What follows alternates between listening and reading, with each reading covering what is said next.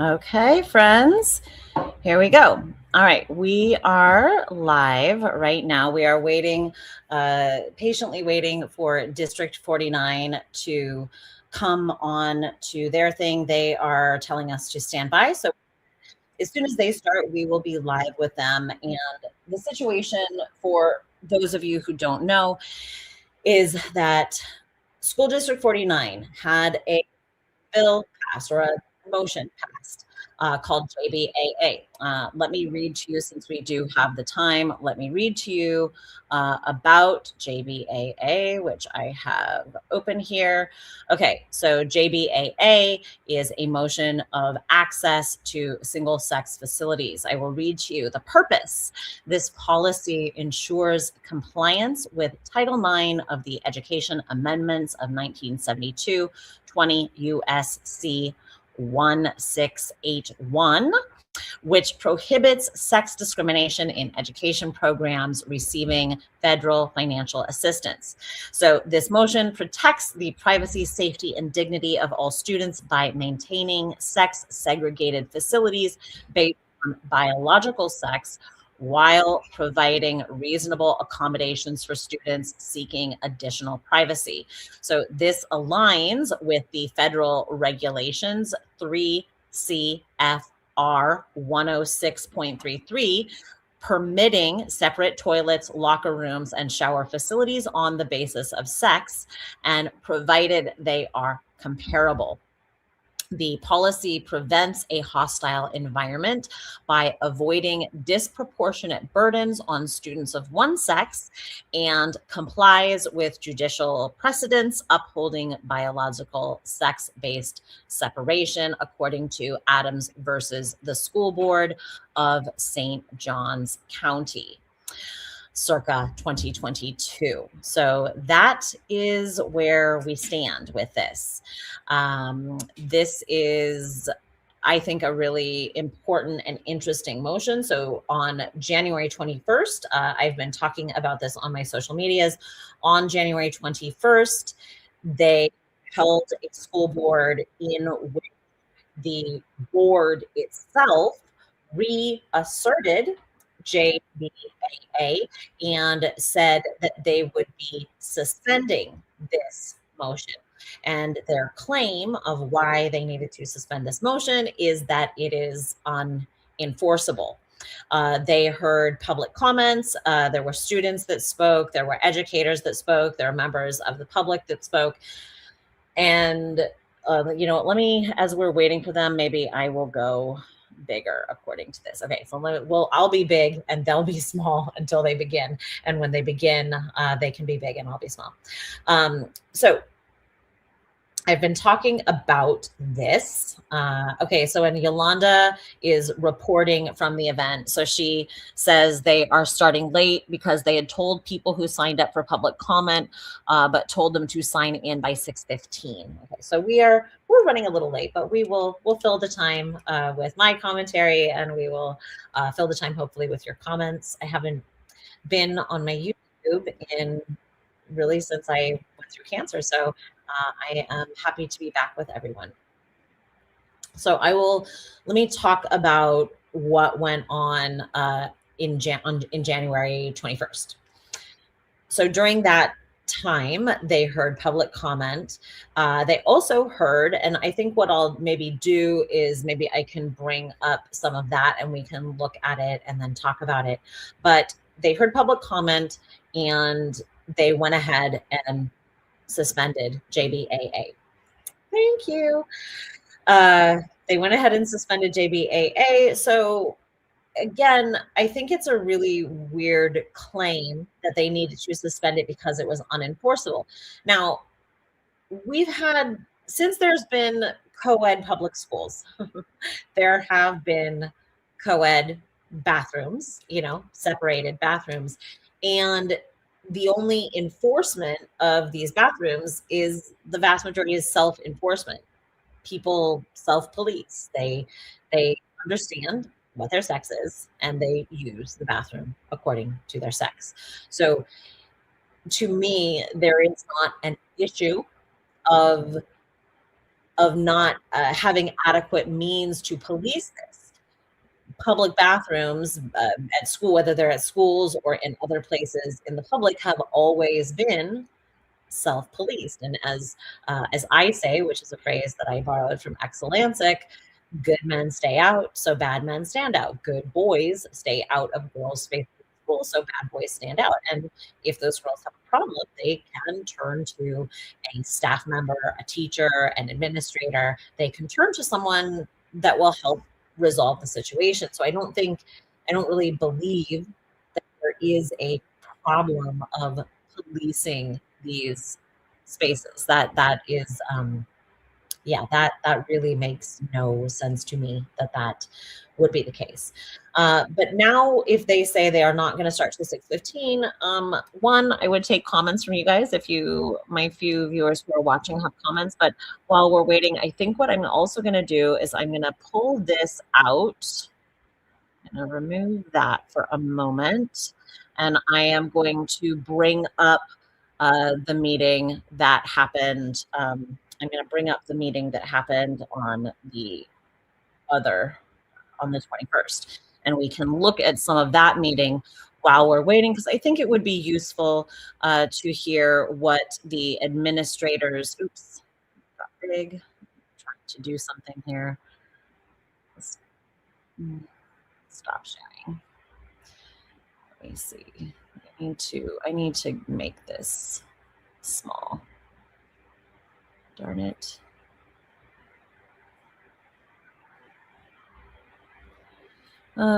View.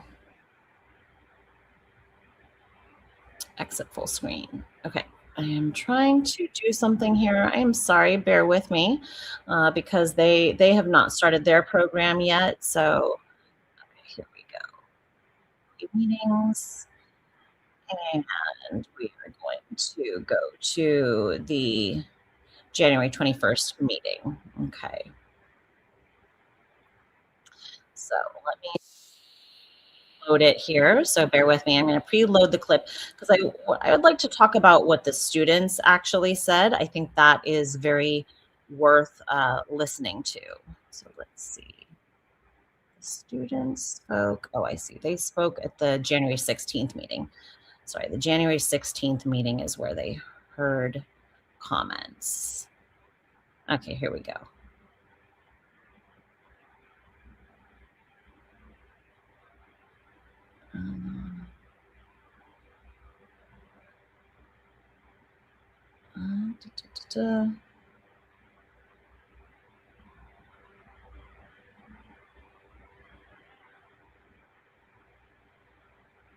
Well, let's start at the beginning. Let's hear what Yolanda said. I love what Yolanda said. So we'll listen to that.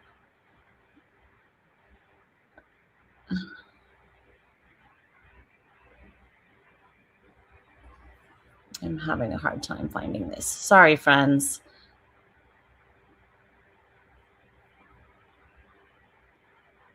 Okay, hold on.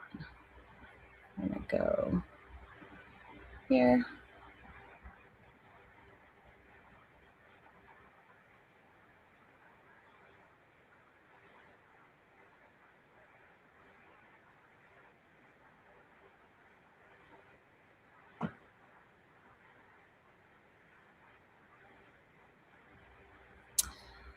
Bear with me, friends. They are not starting their meeting yet, so I'm just trying to find some things for us to look at while we are waiting. But I don't know if this is where they were talking about. Okay, here we go. Yeah, this is okay, so we will watch this. Okay, I'm going to load this up, and we will look at this. Okay, here we go. Share screen, share screen. Look at this. Okay. So we're going to look at this. Oh, tell me if you can hear this. Actually, I'm going to play this, and I hope you can hear it. To preserve God's favor on District 49. In closing, policy JBAA, holding it in place will give credibility to the district. Perhaps this board will be considered credible if policy JBAA is held in place. Thank you. Our next speaker is Deborah Ulf. Well, okay, let's see. I need to. Oh. Tonight, I want to speak clearly and directly about a policy that affects every student's privacy, dignity, and emotional safety. I'm Deborah Ulf. I'm a board-certified psychiatric mental health nurse practitioner with experience in child and adolescent mental health and a parent in this district. Biological girls deserve privacy in girls' facilities, and biological boys deserve privacy in boys' facilities. Every student, regardless of identity, deserves dignity, privacy, and emotional safety in intimate spaces.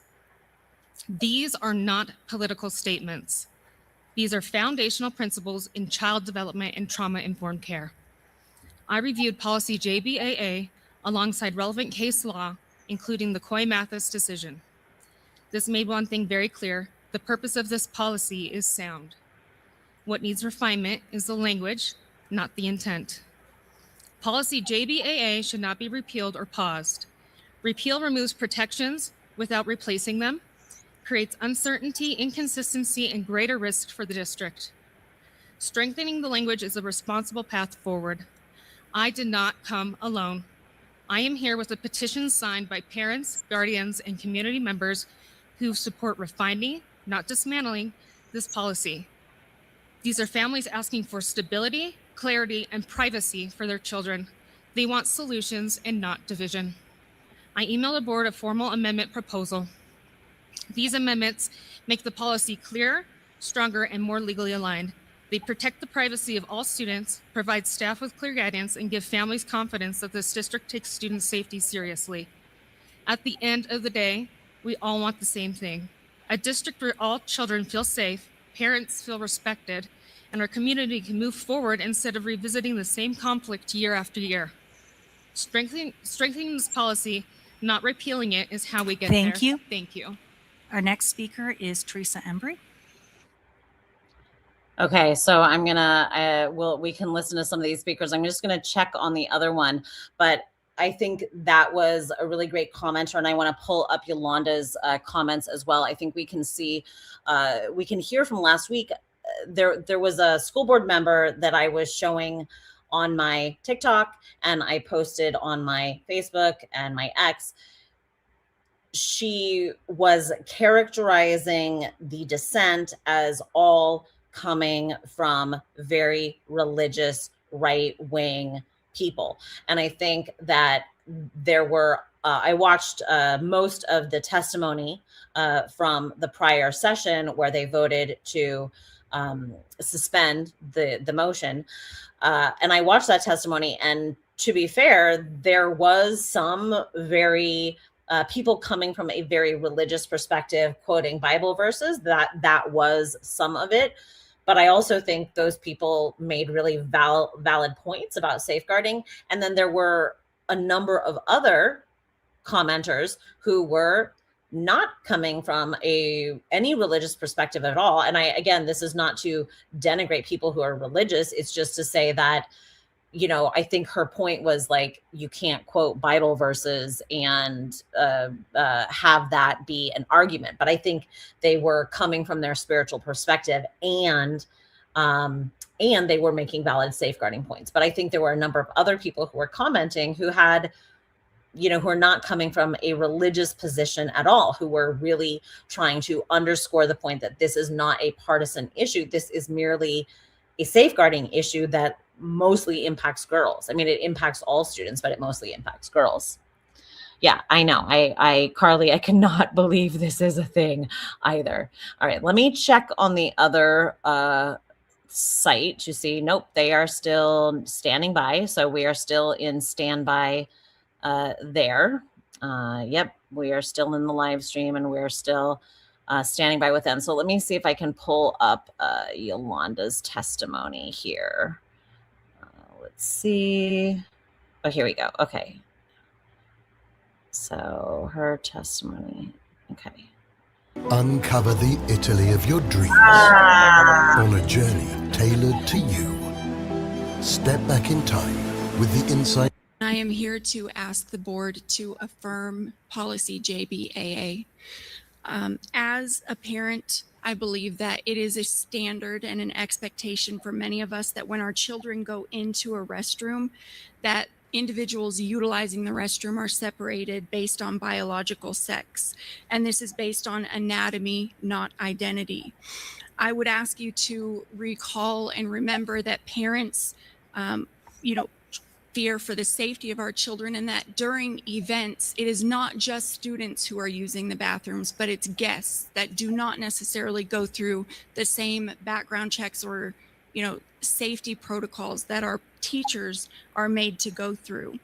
Biological sex bathroom use reduces confusion for our children who range from ages K through 12 that may not have the cognitive maturity or ability to navigate a confusing, intimidating, or potentially abusive situation in a restroom on their own or independent from their parents or a teacher. In addition, it creates a loophole for those who actually do have abusive intent. I would also ask that we still continue to find a respectful solution to some of the concerns that are raised by parents of or even transgender students themselves, which would include the use of single occupancy or gender neutral bathrooms. But I really think that a larger concern that's being brought to the forefront with concern about people using bathrooms based on their biological sex is that people are being mistreated in bathrooms that are based on their biological sex if they're identifying as transgender. I believe that that is largely a bullying issue, and that our district in general needs to take a more serious look at implementation of our already existing anti-bullying protocols. Thank you. Time. Yeah, I think that she makes a really good point. So the other live is going to start soon, but I want to share Yolanda's comments from the last time, and then we'll flip to the other one. So I'm going to share another comment here, but I want you to hear that there are many people who are coming from a non-religious position. Again, not to denigrate people who are coming from a religious position, but there are a lot of people who care about this, and I feel like these far left progressives can't hear it. It's like they cannot hear it. So let's hear one more before we flip to the other screen. Thank you. Our next speaker is Yolanda Edwards.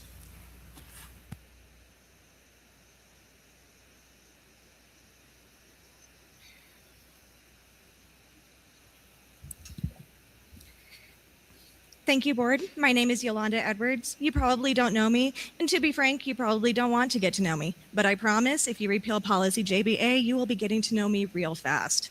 I'm a local women's rights advocate raising the alarm on this issue for going on over a decade now. I've been all over the country documenting this problem, even showed up in a documentary about the erasure.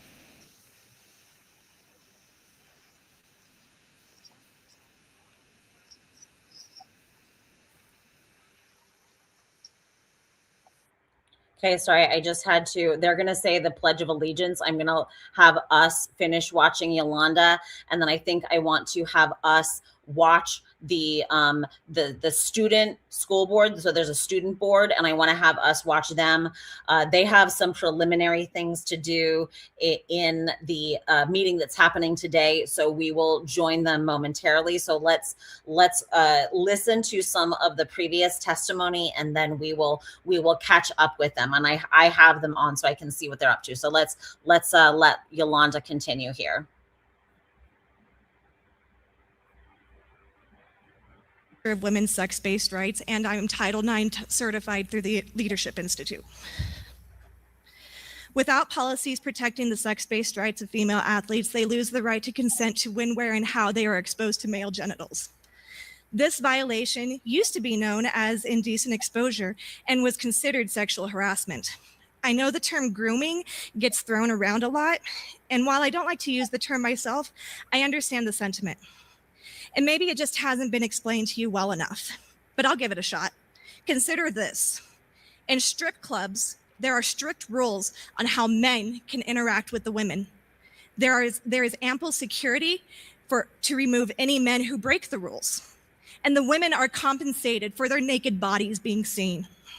When girls are taught from a young age that they don't have a right to say no to boys seeing their naked bodies, stripping seems like a valid option. This is grooming.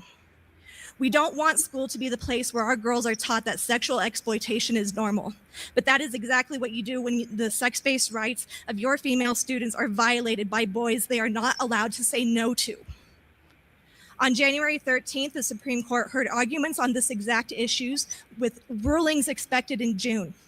If you repeal policy JBAA, I will make it my mission to document every single Title IX violation. And when the heavily conservative Supreme Court inevitably rules in favor of protecting sex-based rights of female students, I will be sure that every single board member who votes to repeal policy JBAA will be held accountable for violating those sex-based rights. My suggestion is at least putting off this vote until after the Supreme Court ruling before you end up getting sued for blatant Title IX violations.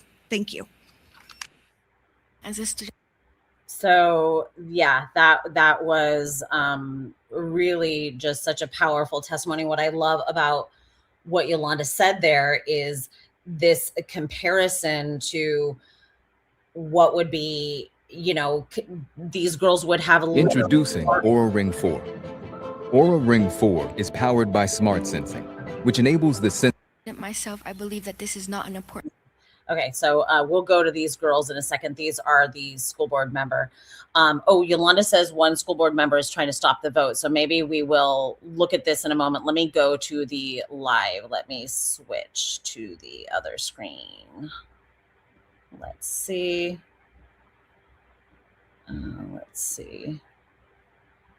We're gonna remove that, and we are going to come over here. We're going to present, stop this screen and share screen.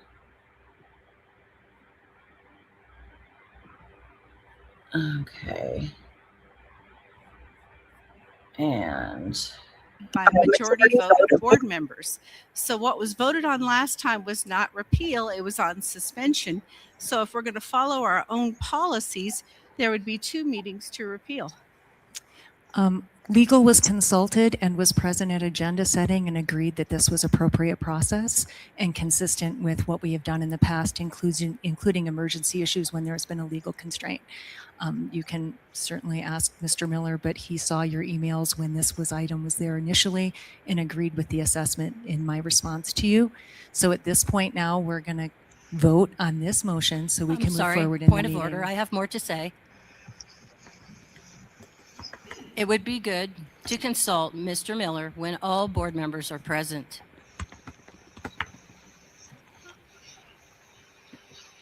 Feel free to finish your statement so we can continue to actually move board business, please. I figured we could vote on this first one and then we'll talk about the second one. I was just trying, so then you agree to call the vote? No. I have more to say. Isn't that what I just offered you that? So would you like me to vote? No, I will go ahead and speak. Thank you. Next, policy BG states that the board shall take action after hearing the recommendations of the superintendent or the custodian of the policy and after hearing viewpoints of persons and groups affected by the policy. Neither has been obtained. Because it is in policy, I believe we are not supposed to forego hearing those 2 important perspectives. As one member, I would personally like to hear the superintendent's recommendations and know the viewpoints of the persons and groups affected.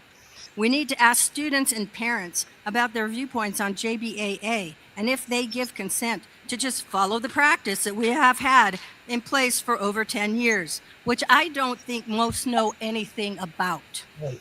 We also need to ask staff about their viewpoints. These are the persons and groups affected by the policy, and these are the people who will have to live with our decision. There is not a hurry to repeal JBAA. It is currently suspended as far as I know. We should take the time, if it is indeed suspended, which is in question due to our due diligence as a board, and obtain the superintendent's recommendations, as well as getting a survey going instead of rushing a vote without knowing what the students and parents think. I further move to task the superintendent to create a survey to get the viewpoints of students, parents, and staff that is to be approved by 2 board members of differing viewpoints. First, I would like to remind everyone who's attending the meeting that this is the business part of the meeting, which means all of you, I realize this is a tough issue, but we're not shouting out, we're not cheering, whatever side you're on. This part is our discussion, so I'm going to ask you to please honor that. If it gets disruptive, we will have to recess the meeting and come back when it's not disruptive. Okay, thank you. Ridiculous. I have to agree that I think we should get legal opinions when the entire board is present to ask questions, because policy BG seems to be pretty plain language. And the way it was passed, I was looking back at the September 11th meeting where you had asked, how many go rounds are we going to have? And at that point I said, we'll have 3 minutes the first time, 1 minute the second time, and then it's up to the board. That's how the original discussion went. That's not how our last meeting went. We were not afforded the same amount of time or the second round that I had afforded back on September 11th. So to me, I look at the plain language of the policy and I would like to hear the legal opinion. So I don't know what the issue would be with postponing it until we can get those legal questions answered. Mike. So we have talked about this and talked about this and talked about this because on March 26th, 2025, we had a public meeting where we talked about a resolution for safety in private spaces. Then that led to an executive session where we talked about the legal implications of JBAA on April 3rd. Then the JBAA was brought forward against legal advice on September 23rd, and we had our first conversation about it there. We approved, on September 11th. On September 23rd, we talked about it again and we approved it. On October 22nd, we had our first read of the -R. And then December 4th, it was mentioned that we were going to be bringing it back for suspension with an eye to repeal. And then January 16th, we had the vote to suspend with, again, it was very well indicated that the intention was for the second read to be a repeal. So I don't see why we need to talk about this any further when we've been talking about this with our community, with our superintendent, and among ourselves for 10 months. Real quick point, we are talking about policy BG, and we're talking about the point that she originally raised. And just as a clarification, the regulations, I'd have to get confirmation from Superintendent Hiltz, were never brought forward to the board. They were discussed at the regulation was brought forward for discussion at the meeting where I called in from Breckenridge. Because we had very explicit conversation and I was asking for clarification and asking for the stuff to be brought closer so I could hear the full discussion. It was discussed at the October work session. It was supposed to have been brought forward for a vote December 4th and was unilaterally removed from the agenda at the time. That's the history. This policy, in fact, we are approaching it in the same exact manner in which it was brought forward. It was discussed on September 11th and approved on September 23rd. So it was discussed at one regular meeting and approved at a special. So we're following the exact process this specific policy followed. But either way, please finish whatever statements you have so we can move on to board business. Again, I would go back to the fact that the cover sheet is the only information we have on this policy tonight, and it talks about suspending, repealing, reforming, How do we know what we're voting on?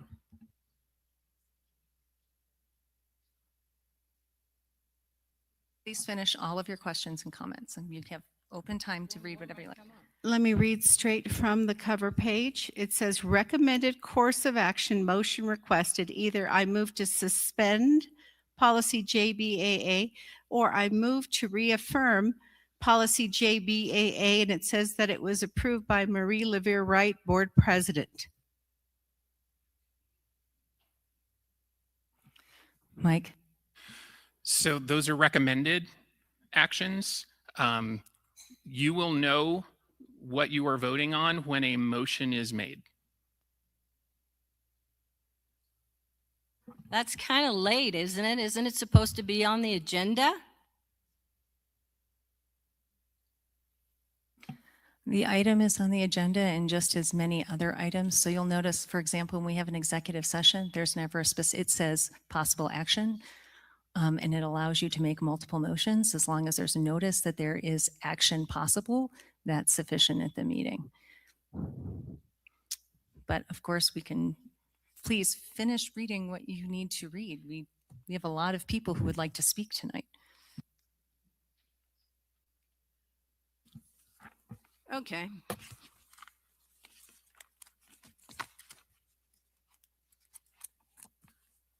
Robert's Rules of Order. Section 4, paragraph 32. The presiding officer cannot close debate so long as any member who has not exhausted his right to debate desires the floor, except by the order of the assembly, which requires a 2/3 vote. You called the vote, and we did not have a 2/3 vote.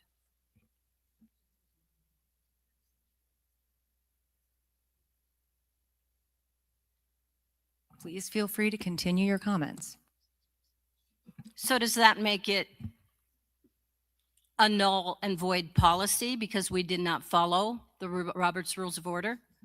This is, Robert's Rules of Order is what we decided as a district to follow. So we should probably follow it.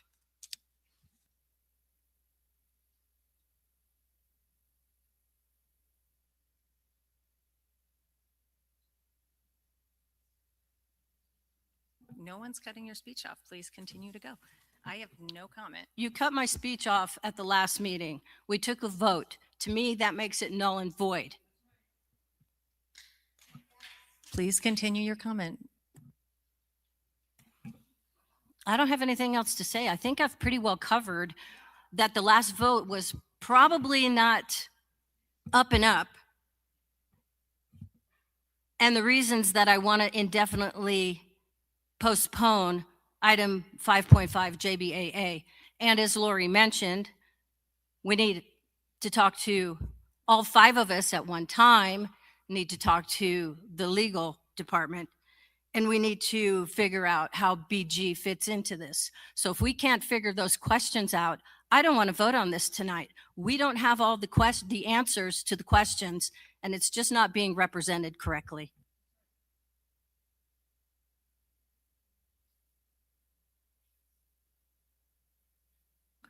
Are we ready to vote on their motion? Would you like a vote on your motion?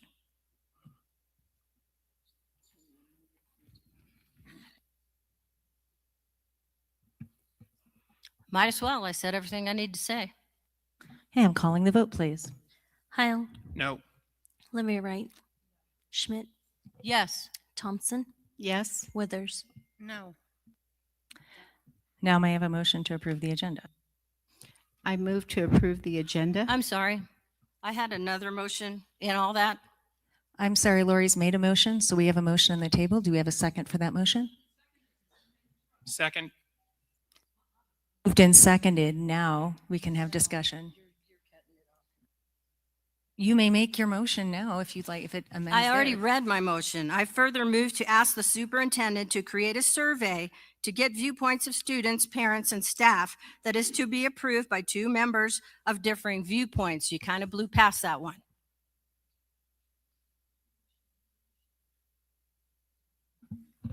Was that part of her original? I think it was made in the context, but I think if you want, since we don't have a lawyer, I have some parliamentary experience, that motion's out of order in a discussion on whether to approve the agenda. It would be appropriate and in order as either a miscellaneous tasking or in the context of the item later in the meeting. But right now, the main motion by agenda and by current motion is whether or not to approve the agenda.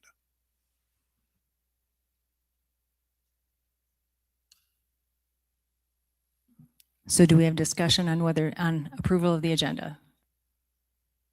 I think I already discussed all that. Anyone else? Then may I call the vote, please? Heil. Aye. Livia Wright. Aye. Schmidt. Absolutely not. Thompson. No. Withers. Yes.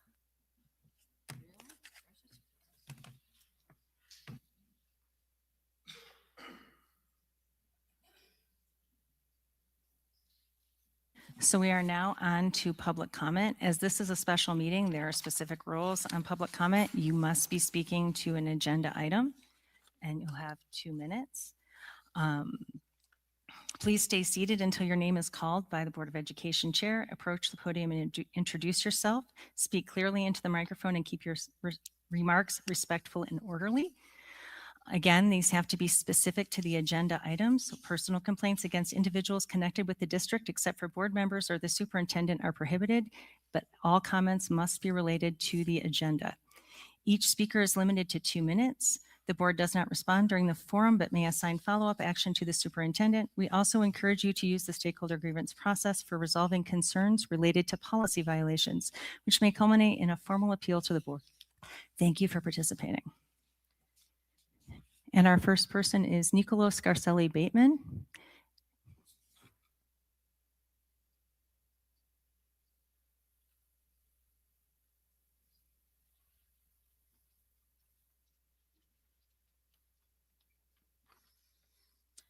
Hello, I am Nicholas Scarcelli Bateman. I'm a freshman at Sand Creek High School. Hello, board members of education. I'm extremely upset at the direction you are taking the school district in your budget cuts. My teacher, Mr. Swanson, has been teaching for 18 years, and he has been teaching at Sand Creek High School for 11. He teaches computer science and engineering, leads the Competitive Cyber Patriots Club, and serves as a sponsor for Link Club.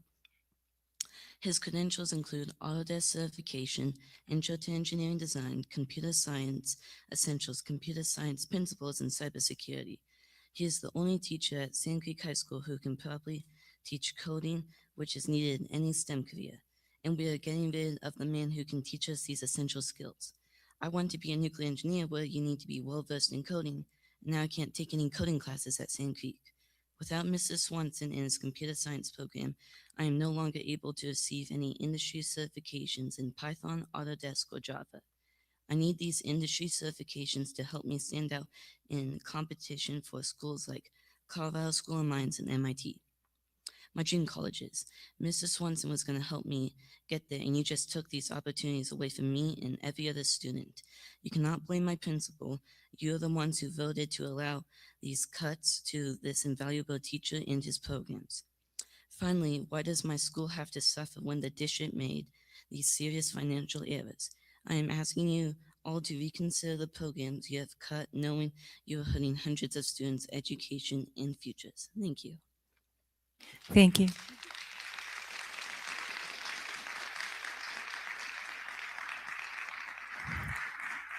Next is Gianni Scarcelli Bateman.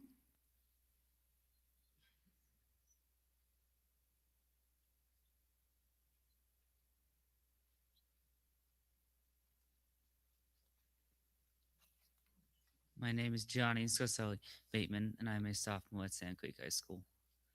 Dear Board, I am exasperated by the board's decision to cut teachers and programs within the district. We endorse cuts are not only technical disruption for Sand Creek, but something personal. These staff members have been an essential part of my career as a student and member of my school community. Nearly every student at Sand Creek is outraged by this decision, and it has not been a mystery to any of us of the severe budgeting mistakes made by district officials, not our teachers and programs. When you voted, your vote cut the computer science and coding program. The teacher, Mr. Swanson. This is a personal as my younger brother and friends on his program. A master teacher of Sand Creek, he is not only a teacher in science, but through his program, my younger brother has lost the opportunity to earn industry certifications in Autodesk, Java, and Python. There is no denying that industries in engineering technology are among the fastest growing and most sought after in today's industries, in today's market. You did not have students' futures in mind when you made that decision. This decision has affected hundreds of students. It's Jennifer Jesse, another teacher cut with years of experience. Eliminating her position has eliminated the graphic design course, which I am in. She's also National Honor Society sponsor and yearbook teacher. Under leadership, my friends in her class did an excellent job documenting the greatest moments of our school year. Finally, Miss Kelsey Blue Reed. As someone who has loved to escape Joe's life with a good book, I was scared to get my first book as a freshman, but Miss Liu has been very kind, helping me learn procedures for printing papers from the library, and become instrumental helping me my first year as a freshman. I hope the board listens to me and our members of the community and who speak out to please stop this. Stop punishing students and staff for mistakes made by the district officials. You have the power to reverse the decision and do what's right for students and staff. Thank you.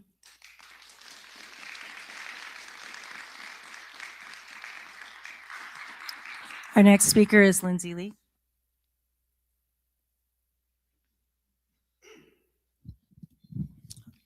My name is Dr. Lindsay Lee. I'm a D49 parent, and I have a speech prepared. We'll see if I get to it. I just feel a need to correct some matters of historical fact based on the ensuing or the discussion that just took place. It's very ironic to me that Director Thompson and Director Schmidt are so concerned now about getting public input on the repeal of policy JBAA when that policy was jammed through in 2 meetings, one of which the public was denied the opportunity for public comment. So it's really rich to me that now you want to do a survey to see how we feel about this. And I hope tonight's public comment will give you at least a good sampling of where the community sits on the repeal of policy JBAA. I also want to add, it's difficult to, as to item 5.5, it's difficult to fully convey the toll that the relentless coordinated attacks on transgender people and on families like mine have taken on us. Those attacks have come from every level of government, and they are not abstract. They land in our homes, on our kids, and in our daily lives. It has been especially painful to sit through 12 or so hostile anti-trans discussions that this board has held in this very room. 12 opportunities, I'd add, where actual business like the looming financial crisis should have been discussed instead. Each one reopens wounds and sends a clear message that our family's dignity and safety are up for debate. I sincerely hope that stops here tonight. I'm here to renew my enthusiastic support for repealing the illegal and discriminatory policy known as JBAA. Before JBAA was passed, the district's case-by-case approach worked. It protected students, respected families, and shielded the district from unnecessary legal risk. Especially in this time of financial crisis, returning to that approach is not only the humane choice, it's also the smartest and most responsible one.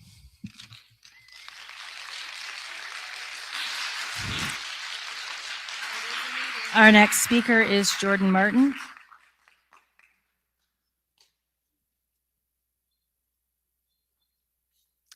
Hello, my name is Jordan Martin, and I am a teacher at Sand Creek High School. So I wanted to talk about the amended budget.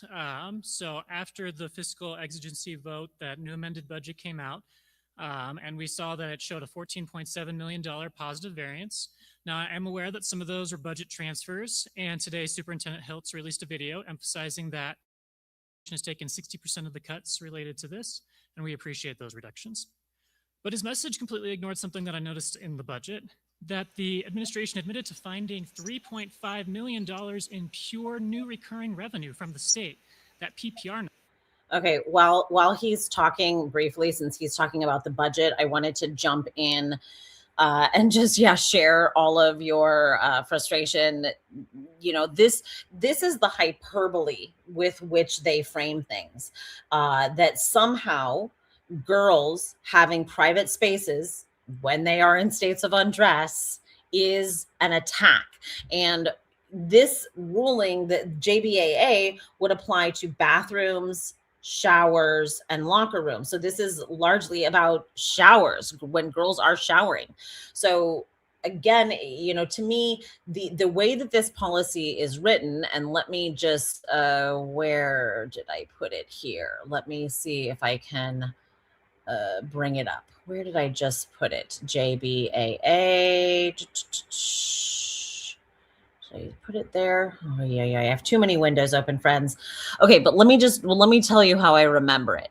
How I remember it is that it said that the specific reason that they have this policy is because they don't want 50% or like 80, 90% of the students to be impacted by this 1%. Okay, here I'm going to unmute because we don't know who's going to talk next. Okay.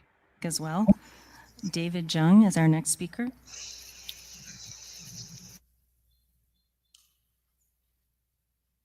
Hello, members of the board. I'm David Young, a 15-year veteran teacher with 12 years of service in D49. I noticed in the amended budget presentation that there were suddenly $3.5 million in PPR that the district hadn't accounted for.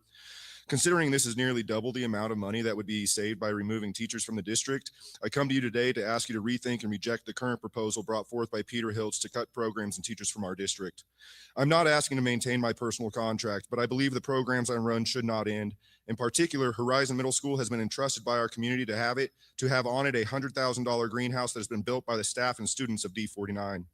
In a time where our ability to use resources and Okay, I'm gonna go back to chatting.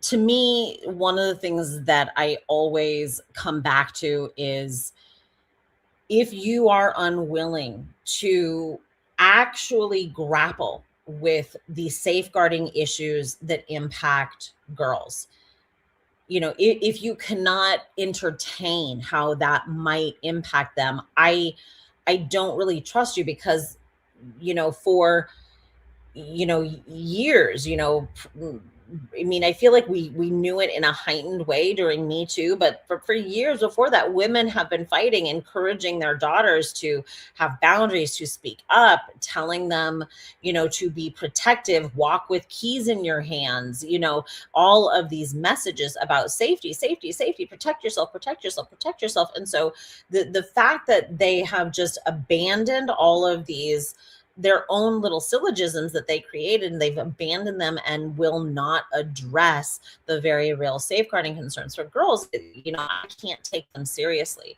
And the hyperbolic language, trans kids are under attack. I mean, that is very extreme. I mean, again, to be realistic, to say, well, these kids don't feel comfortable expressing themselves amongst their own sex, that might be a way to frame it, but to frame it as an attack is ridiculous. All right, let's hear who the next speaker is.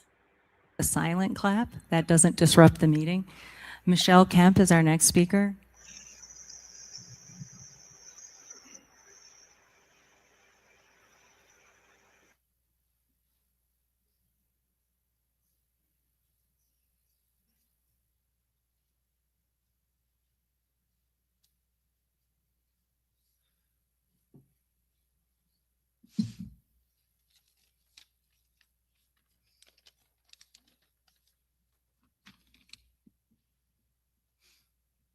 Good evening. My name is Michelle Kemp. I'm a resident and taxpayer in Falcon. I'm a member of the D49 SKILAC Committee, and I serve proudly as the D49 Chapter Chair of Neighbors for Education. Both of my kids attend D49 schools. I tried my best over the past few days to wrap my head around the COP resolution, reviewing diligent, looking at attachments, asking questions, and doing even more research. While I only walked away with a small increase in understanding of this very difficult topic, it left me with a much deeper appreciation for the financial wizards in our district. Speaking of which, regarding the budget resolution, I want to thank Rebecca Brooks and the business office for their work in balancing the district's budget while navigating through current financial challenges. The complexity of school district finances can be difficult for most people like me to fully grasp, and I appreciate having knowledgeable professionals behind the scenes managing such a critical responsibility. So shout out to Rebecca and her team. I strongly support the renewal of both PTAA and PTEC charter schools.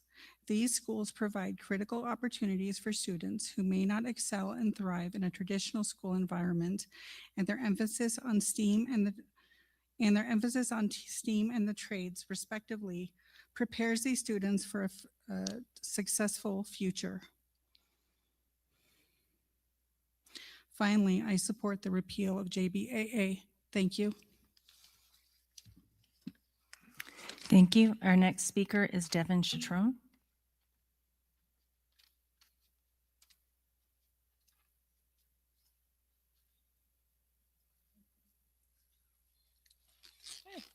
I'd like to start off by apologizing for wearing a hat. Normally I wouldn't at a setting like this, but I had a surgery, so. But hello, my name is Devin Chetron. I would like to start off by congratulating Vice President Withers on her win during this last election. I wasn't able to attend the last few meetings due to my surgery, but I'm excited to see what you will do in this role.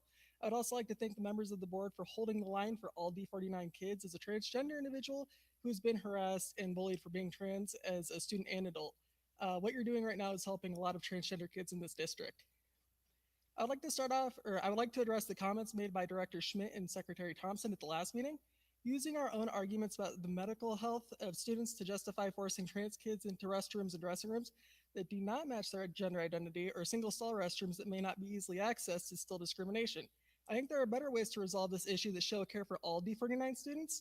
The current resolution for the issue is to allow any kids that are uncomfortable with trans kids or public restrooms to request access to single-stall toilets. There are far fewer kids who care about who is using the restroom next to them than you think. They are more concerned with the fights that are happening in restrooms. A full resolve for this would be to advocate for the state to give more funding to the school for an update to D49 restrooms, so they have full walls and doors like miniature private restrooms with communal sinks, instead of half dividers that allow kids to peek over or under them or through cracks to harass students.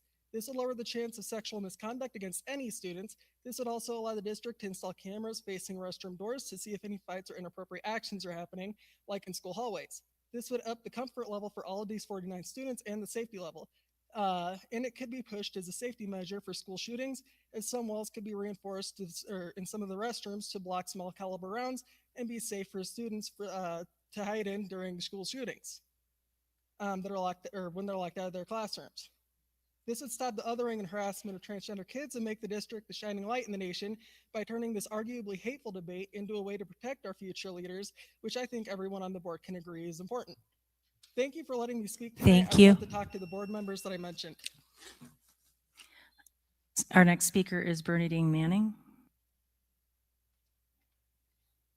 So Judy Vasquez is our next speaker.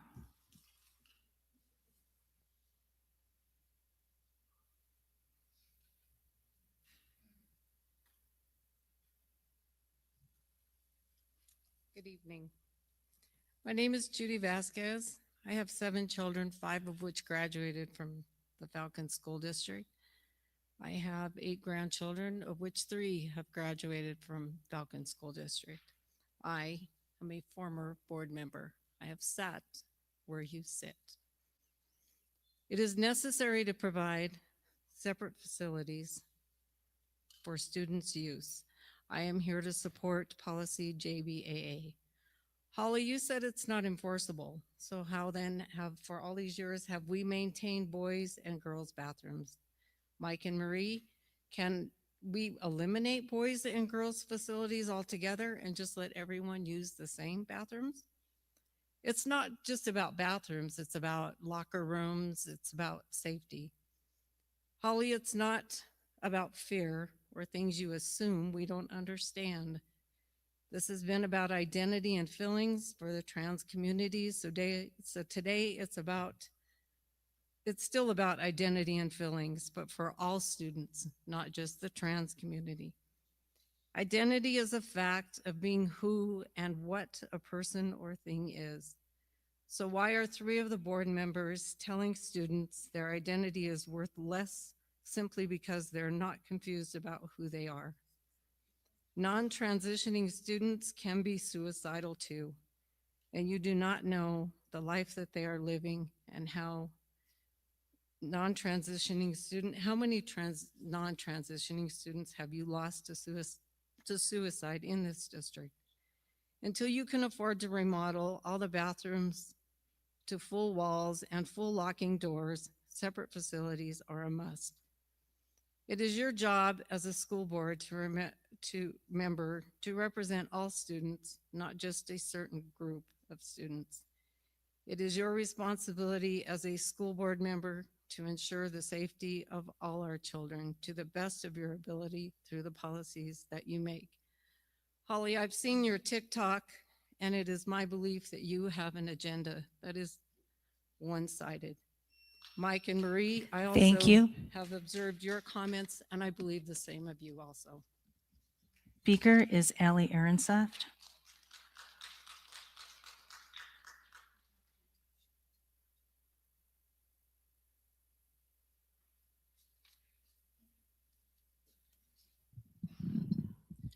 Good evening. My name is Allie Ehrensaft. I use she, they pronouns, and I'm here to encourage you to repeal policy JBAA, a policy that is unlawful and discriminatory at its core. I was a teacher in this district. I actually learned how to be a teacher in this district. I won teaching awards from this district, and I currently work with your students through my work at Inside Out Youth Services. Though we serve fewer students from D49 now than we did in years prior. In fact, on average, we've seen a 20% decline each year of young people at Inside Out attending D49 schools. But that's not because these young people are leaving us. It's because they're leaving you. Once D49 began implementing policies that directly target transgender students, many felt they no longer had a place in your schools, so they transferred out. I can see it in our data, and financially, I know you see it in yours. For students who have remained in D49, we continue to hear not only that they don't feel supported, but they don't feel safe in your schools. My colleagues have spoken here before, guided by evidence and humanity, to advocate for policies that support queer and trans students and against policies that cause harm.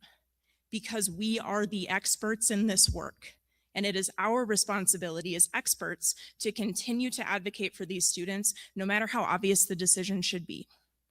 And we are in agreement with other experts all over the country, guided by decades of data and as evidence for what we are recommending works. You hear a lot of opinions in this boardroom. We at Inside Out come with facts. Policies like JBAA harm students, fact. And there are mountains of research that tell us so. So you as a newly comprised board have an opportunity to set a new tone, to send the message that you value comprehensive evidence over under-informed opinion, to listen to the experts. And it is my expert recommendation that you repeal policy JBAA. Thank you. Thank you. Our next speaker is Dr. Amanda Udis-Kessler. Sorry, I think I...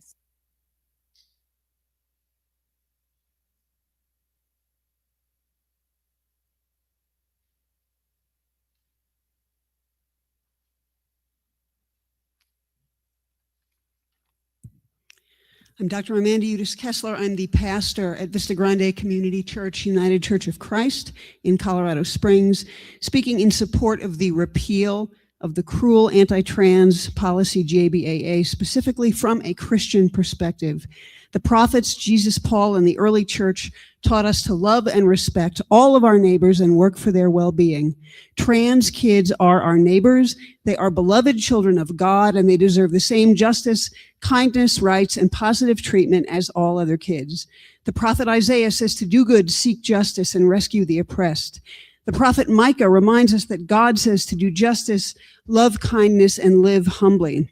Restricting the rights of trans kids is unjust, cruel, and arrogant, the opposite of what God demands. Jesus said to do unto others as we would have them do unto us. We who are not trans would be horrified to be treated the way trans people are. If we don't want to be treated badly, we should not treat others badly. Jesus said there was no commandment greater than the commandment to love our neighbor as ourselves. The Apostle Paul said, love does no wrong to a neighbor. Trans kids are our neighbors, and I'm pretty sure loving our neighbor does not include stripping them of their rights. Indeed, Jesus said that we were to show mercy to our neighbors, and there is nothing merciful about policy JBAA. Early Christians recognized that those who love God must love their siblings also, and trans kids are our siblings. Many of us have been taught to hate and fear trans kids, but as early Christians knew, there is no fear in love, but perfect love casts out fear. Policy JBAA is built on fear and cruelty, the exact opposite of love. Therefore, we must cast out this policy instead of casting out our trans kids. I urge you in the name of all that is holy and good to repeal this unloving, unchristian policy. Thank you and God bless. Thank you. Our next speaker is Jackson Huskinson. Ridiculous.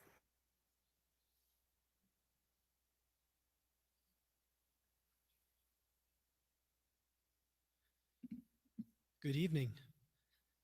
My name is Jackson. I use he, him pronouns, and I'm the school advocate at Inside Out Youth Services. And I'm here today to fully support the repeal of policy JBAA.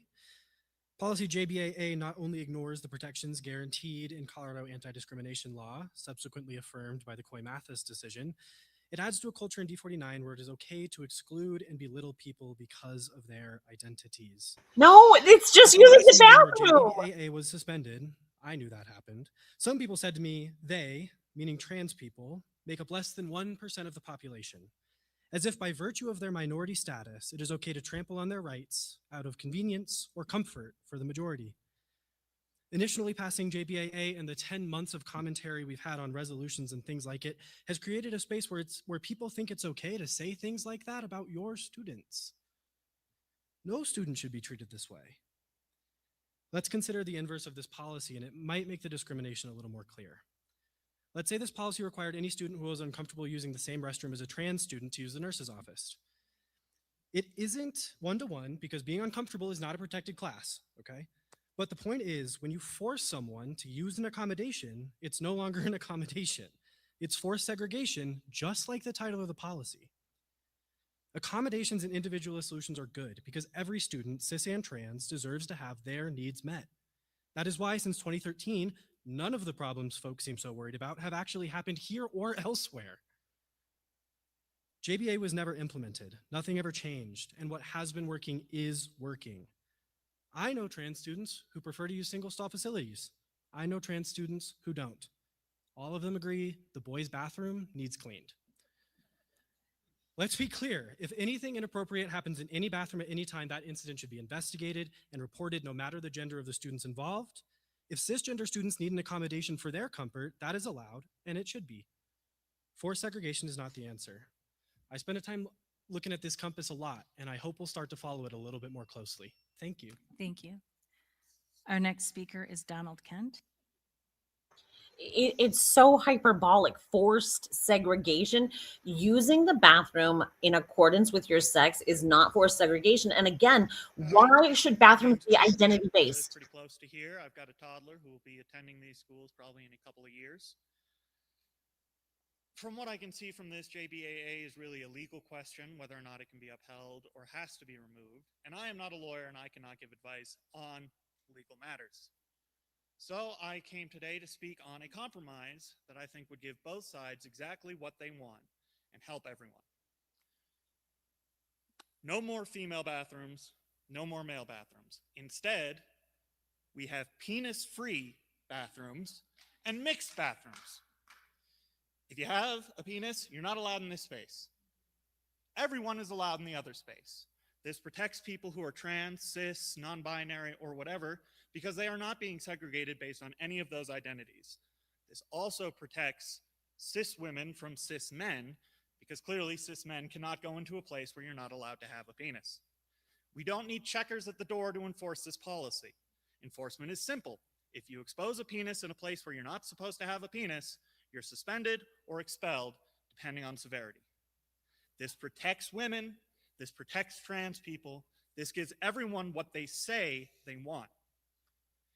But if what you're doing here is virtue signaling for something that's just an idea and you don't care about outcomes or what actually happens, then clearly this won't work for you. And that's all I have to say on the matter. Thank you very much. Our next speaker is Brett Bateman. He's basically saying what I say is that bathrooms would not be based on identity, but based on bodies. That's what he's saying. Just if sex and gender are different, why have bathrooms based on gender? Why not bathrooms based on sex? Good evening, Brett Bateman. I'm a parent of 2 in the district. I'm very concerned with the planning assumptions that are going into the amended budget, agenda item 5.2.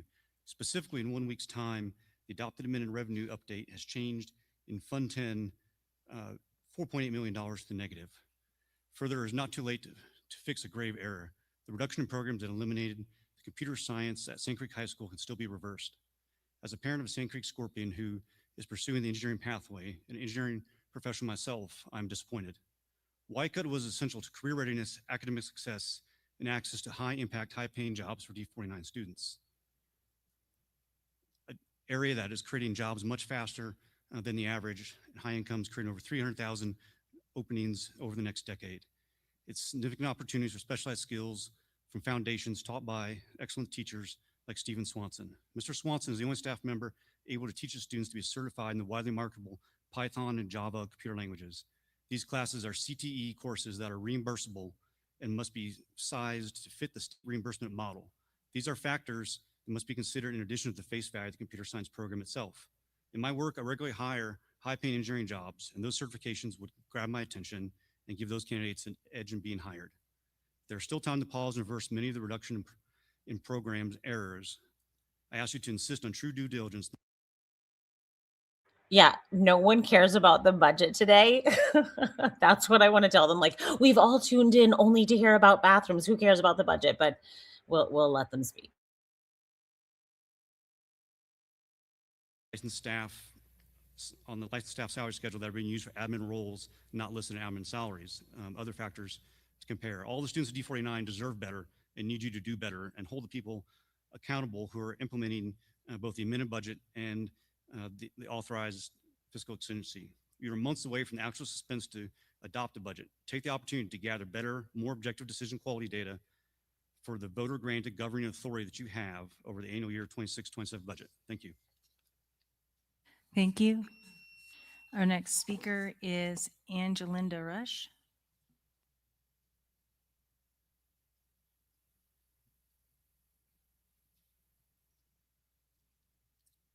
Hi there, my name is Dr. Angie Rush.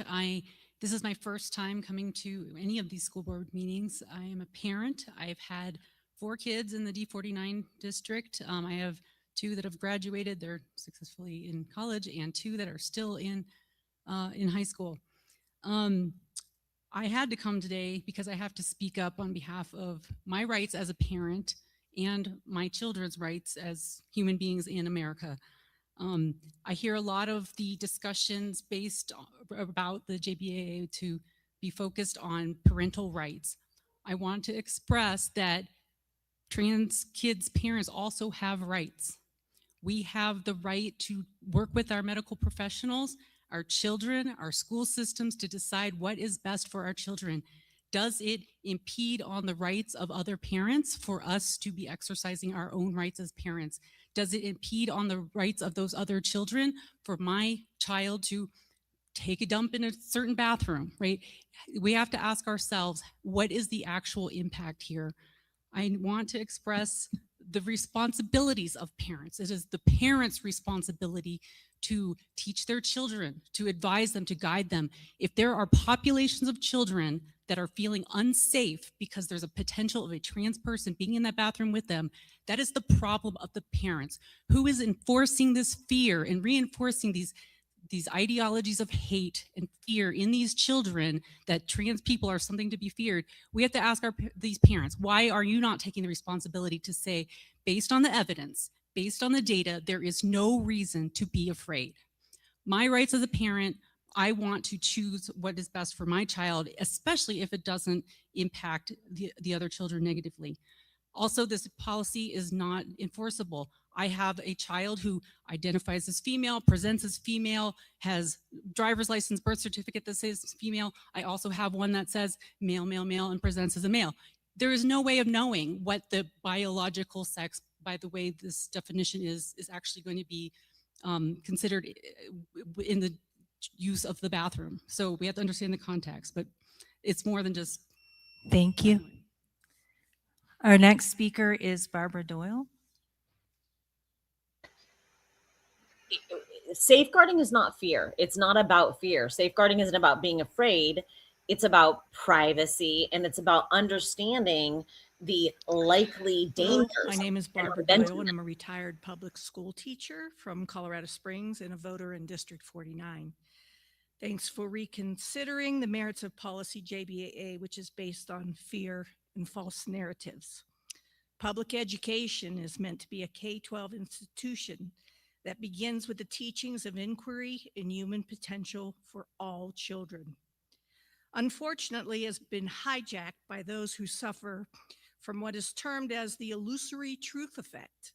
This is our tendency as human beings to believe false or incomplete information so long as it has been repeated to us. In this case, the idea that there are only two genders is scientifically incorrect, but repeated as if it were truth or fact. School boards create policies in order to keep children safe, like not allowing them to bring weapons to school or approving curriculum that's age appropriate and in line with Colorado state standards. These are policies based on what children do, interact with the community, and learn in safe environments. Policy JBAA does not focus on what children do, but focuses on who these children are. Some school board members have decided, under the guise of keeping students safe, that they have to be protected from trans students.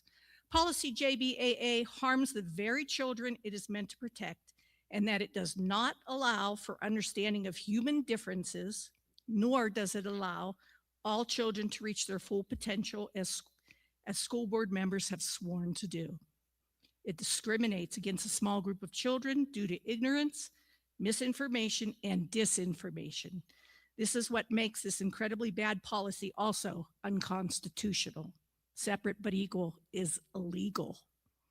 Perhaps those school board members who are trying to discriminate against trans students are the ones who really do not belong on the school board.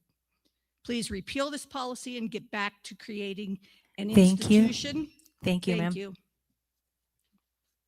Okay, the policy states 30 minutes of open forum comment. And although in the past that was simply calculated by doing 15 times 2, as we've gotten very technical, I'm trying to ensure we follow the 30 minutes, and we have slightly over 2 minutes left, which means there's one more person who can comment. Going straight through the signups is Tammy Point of Harold. order. If you look at the policy BEDH, it allows for up to 15 people to have 2 minutes. And so I don't see where in the existing policy BEDH, it says it will last exactly 30 minutes. Oh, I'm okay with ending it now. I just wanted to ensure everyone else was. Point of order. Which way would you like to interpret the policy? I would like to move to extend public comment so that all people can give us their viewpoints. How many more speakers were signed up? Because we had delays by clapping, we had delays by different things. We don't line people up in the bullpen anymore. But BEDH did talk about 15 people, 2 minutes each, and if there was anything after that, it went into the second session. We have also moved and approved making the public comment session longer in order to get the entire company or the entire community's viewpoints. Although we have done that in the past, as we have noted, that has opened us to viewpoint discrimination claims because sometimes we did and sometimes we didn't.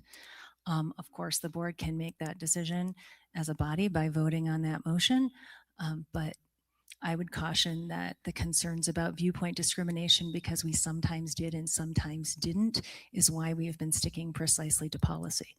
I can How many more are signed up? I'm just curious because we started the meeting 20 minutes late to allow everyone to check in.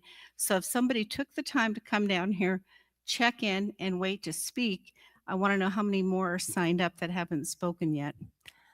We have 4 who have not spoken in the last month who are signed up to speak.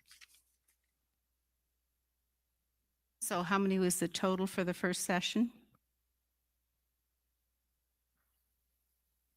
There are 3 additional who did speak before, who by policy then aren't the ones to speak this meeting.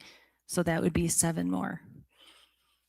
Actually, I think policy BEDH says if they spoke last time, they could even overflow to the second session.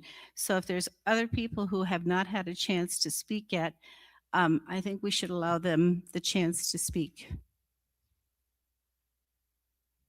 Are we ready to vote? Is there a second? We need a second. I thought there was one.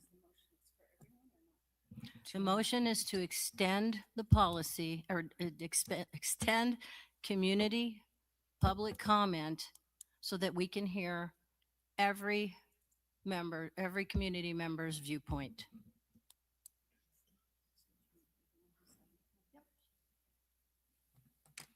I'll second that. Do we need 5 on that, or do we don't, because it's not a change to the agenda, correct? It's just a set aside of the policy. Correct. For a procedural motion, you're okay to proceed. All right. I think you need 2/3.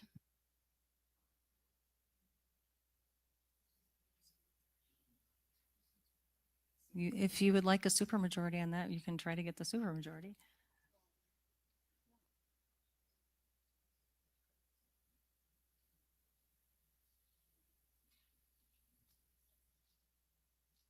Let's just call the vote and see how the vote goes. What? Oh. We have a quorum. No, we'll wait for Holly. It's fine. So while we're waiting, I'm looking at policy BEDH and I don't see any mention of 15 speakers, just 30 minutes. Typically, I think how that was handled, it was not meant to be 30 minutes contiguous, and that's not how we've done it in the past. So when they talked about 30 minutes, it was 2 minutes each for 15 people, but we didn't count the time walking to and from the chairs.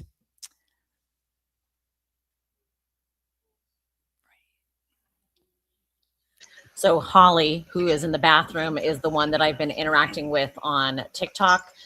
She is the one who is framing on TikTok the opposition as fear-based. She's made, I think, 2 videos where she talks about how opposition is fear-based. And then she's made 2 videos about her own implicit bias. That's pretty clear to me.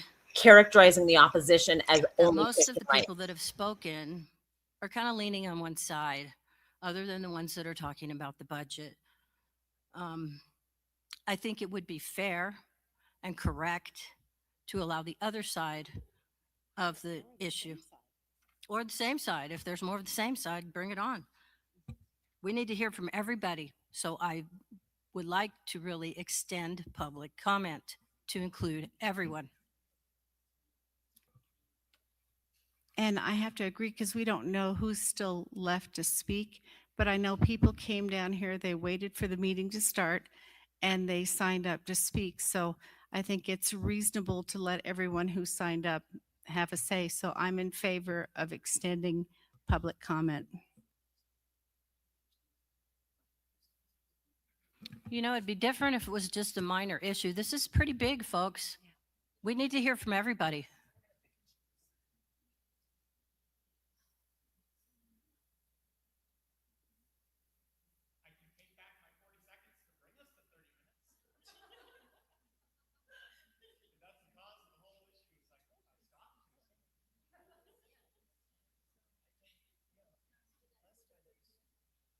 And just to be clear, the discussion about the 30 minutes was to allow another speaker because we had not yet consumed 30 minutes.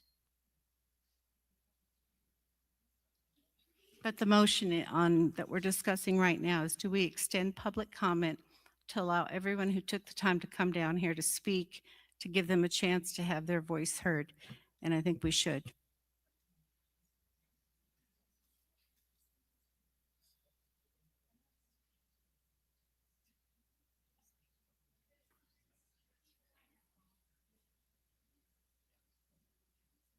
I think we're waiting for Holly to come back before they vote on this. I think this is why we're not just voting on this, why we're sitting around waiting for them to vote on whether we can hear people speak.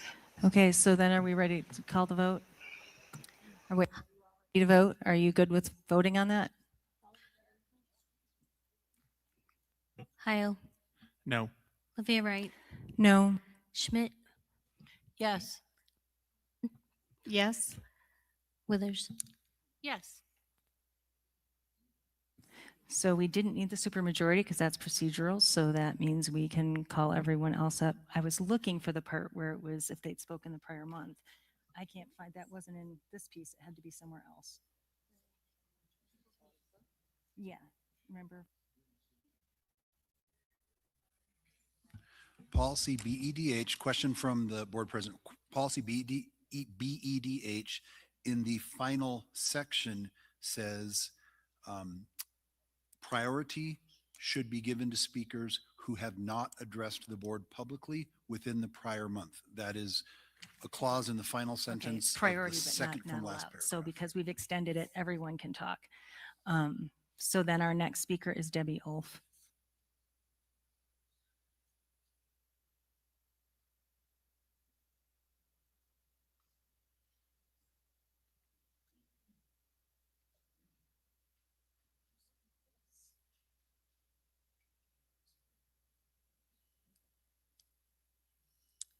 Hi, I'm Debbie Ulf, and I'm a mom of 2 students in D49.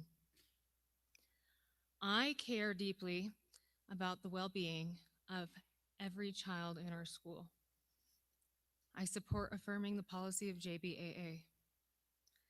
My goal has always been to strengthen the policy in a way that protects privacy, dignity, and safety for all students.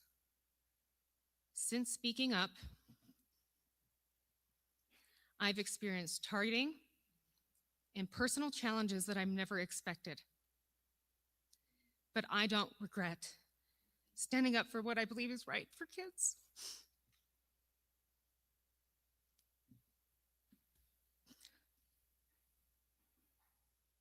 Parents should be able to, excuse me, sorry.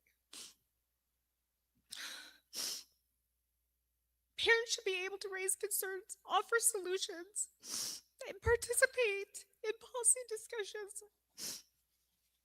without fear of being misrepresented or targeted.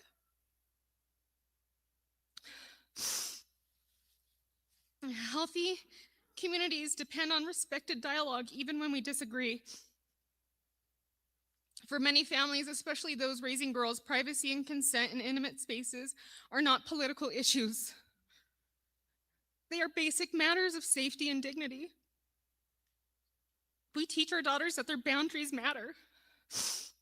And any policy we adopt should reflect that with compassion and clarity. I believe we can move forward in a way that protects every child's privacy, supports every family's voice, and strengthens trust across our community. Thank you. Our next speaker is Yolanda Edwards.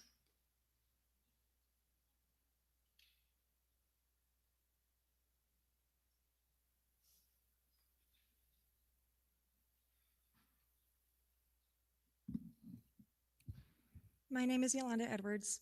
Last time I was here, I had something prepared. This time, I didn't.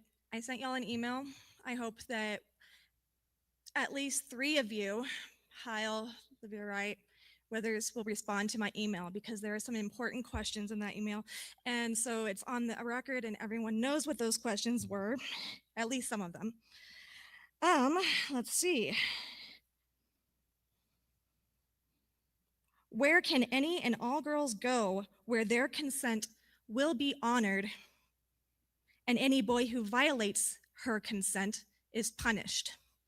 Where is that space for our girls? One day, a girl will fight off her attacker in that space. Are you going to punish her?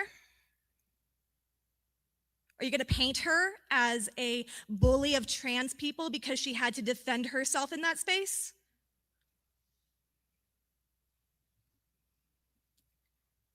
I want to know how exactly you plan to protect the sex-based rights of girls without policy JBAA. Where is their protection? It is required by law to have a space for girls. Where is their space? You think bullying is bad in the boys' room for these boys who want to be in the girls' room? Oh, girls can get worse. Girls can get much worse, and I hope that they do, to be honest, because they deserve privacy, dignity, and safety on the basis of sex. Do you remember?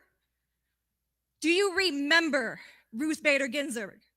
She said on the basis of sex is what we deserve our rights for. Not for gender identity. We don't have these weird identities. No, it was on the basis of sex. Thank you. Our next speaker is Holly Bumbria. Boom. Go.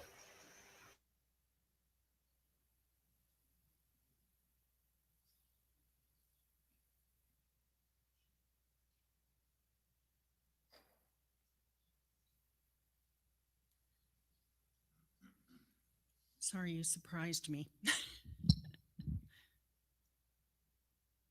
Hi, board. I'm Holly Bombria, mom to 3 D49 graduates and a homeowner in the district.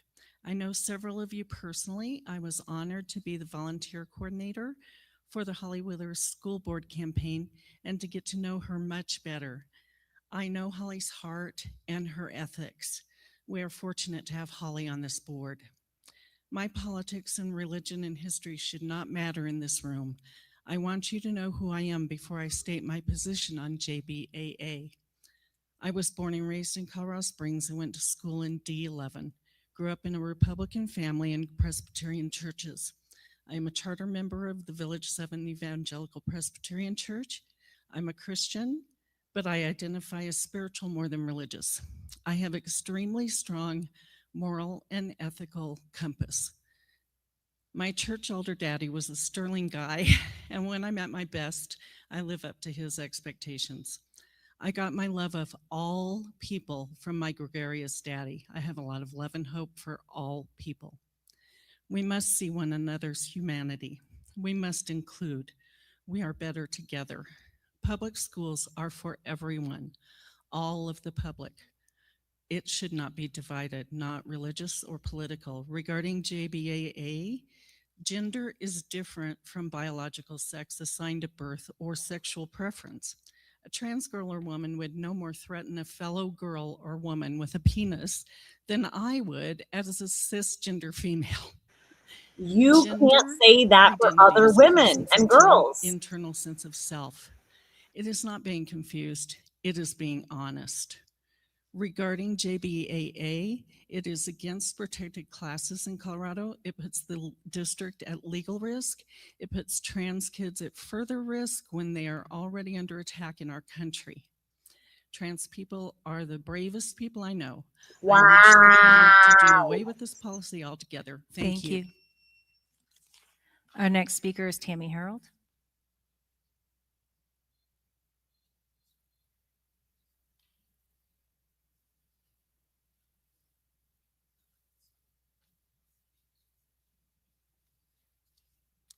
Good evening, board. My name is Tammy Harold. I'm a taxpayer, and 2 of my children have graduated from D49. Tonight, I'd like to speak on a variety of topics. The first one is your resolution on the COP funds. Using this excess COP fund as approved by the voters, it's helpful for staff. This is a one-time use for curriculum and technology honors. It honors the MLO ballot language, and I want to thank the financial team and Rebecca Brooks for presenting that option to you.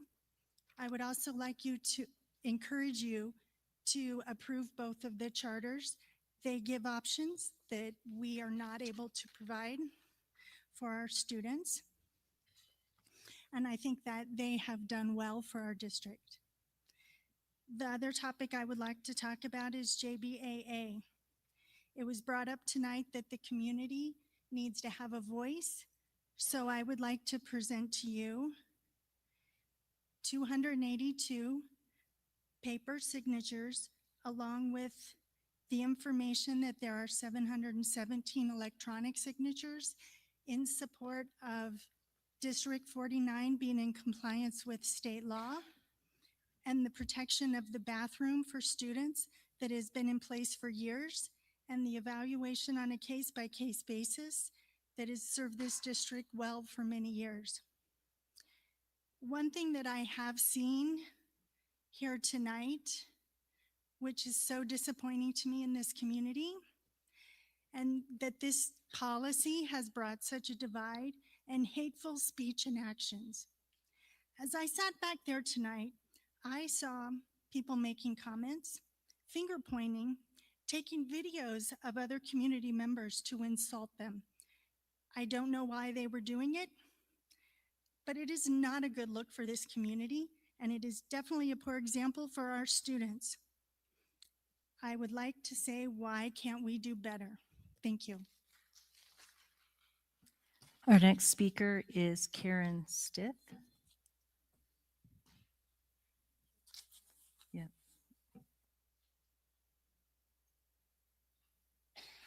Bill Oliver.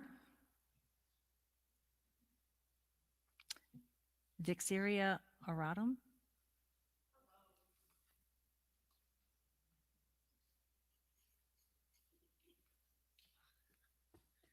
Hello. Hi. How is everyone? I'm waiting for the timer to start going down.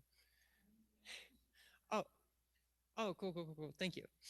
My name is Vixeria Aratum. I am a trans woman, a member of the Democratic Socialists of America, and resident of Colorado Springs.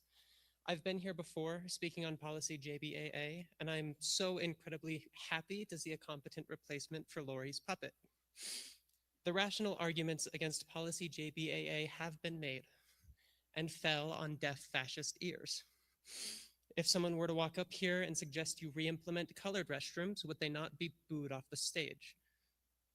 Lori Thompson, Deb Schmidt, Jamelyn Diavolas, and every Kirk cell in this room, we are the children of those you have burned.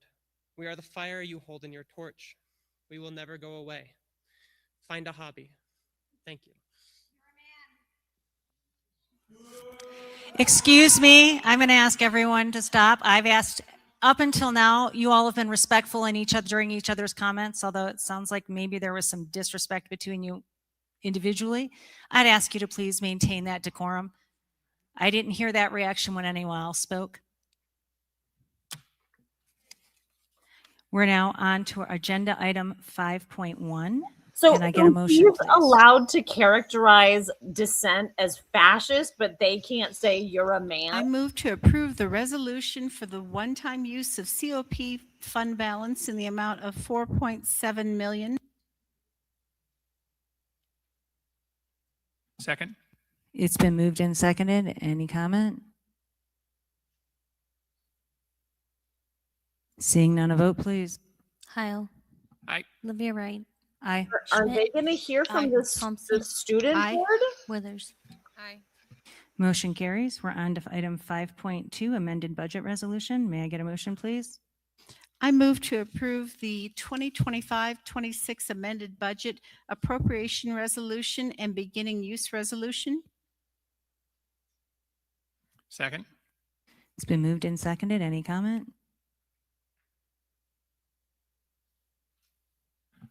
So I heard something during public comment that I thought was worth addressing because somebody characterized my words in a way that I certainly don't recall saying, where there was a comment about we found $3.5 million in PPR the day after the exigency.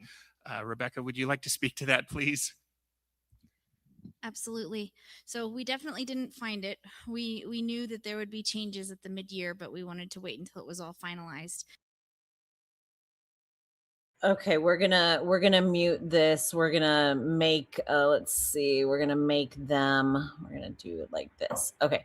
Okay, I hope that we're gonna hear from the student board. Wait, I hope that we're gonna hear from the student board. This was a bit of ridiculousness. I mean, the thing that I really cannot understand is why is consent? Why are they teaching girls that there are boys who are allowed to bypass their consent. This is about having consent. Okay, so they address the student board when the discussion item starts. So let's hear what they're saying for a second. I move to approve the renewal of Power Technical Charter contract for an additional 5 years. Second. Moved and seconded. Any comment? Vote, please. Heil. Aye. Olivia Wright. Aye. Schmidt. Aye. Thompson. Aye. Withers. Aye. Motion passes. We're on to item 5.4, Pioneer Tech Arts and Arts Academy. Can I get a motion, please? I move to approve the renewal of Pioneer Technology and Arts Academy charter contract for an additional 5 years. Second. It's been moved and seconded. Any comment? Vote, please. Heil. Aye. Olivia Wright. Aye. Schmidt. Aye. Thompson. Aye. Withers. Aye. Motion carries. We're on to 5.5, JB Access to Sex Segregated Facilities. I move to repeal policy JBAA. I raise the question of privilege, reserving my debate time, please, Lynette. And it sounds like we had two competing motions there.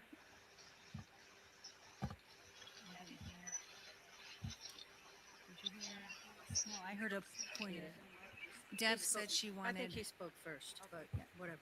Well, so Deb wasn't making a motion. No, I raise a question of privilege. That is a So, motion. right. So, what is your question? Who, me or Mike? Oh. So according to Robert's rules, each member has the right to speak twice on the same question on the same day, but cannot make a second speech on the same question so long as any board member who has not spoken on that question desires the floor. The standard is 2 rounds of debate. Our board has historically, until the last meeting, allowed the standard 2 rounds of debate. The presiding officer cannot close debate by simply calling the vote without a 2/3 vote from the assembly wanting to close debate. This was done wrong at the last meeting. We would need a 2/3 vote to limit debate to 1 round, including calling the vote. So my question is, what is our plan? Are we going to just do rounds and rounds until everyone's had an opportunity to say everything they wanted to say? Or are we limited? I want to know the plan ahead of time because that impacts on what I have to say and how I say it. I plan to let you talk as long as you'd like. I think we still need a second on the motion.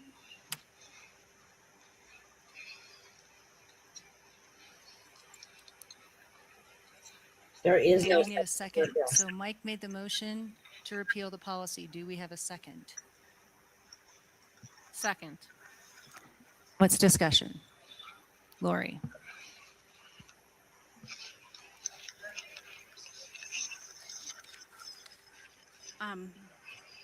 I was open to leaving the policy suspended while we obtain community input.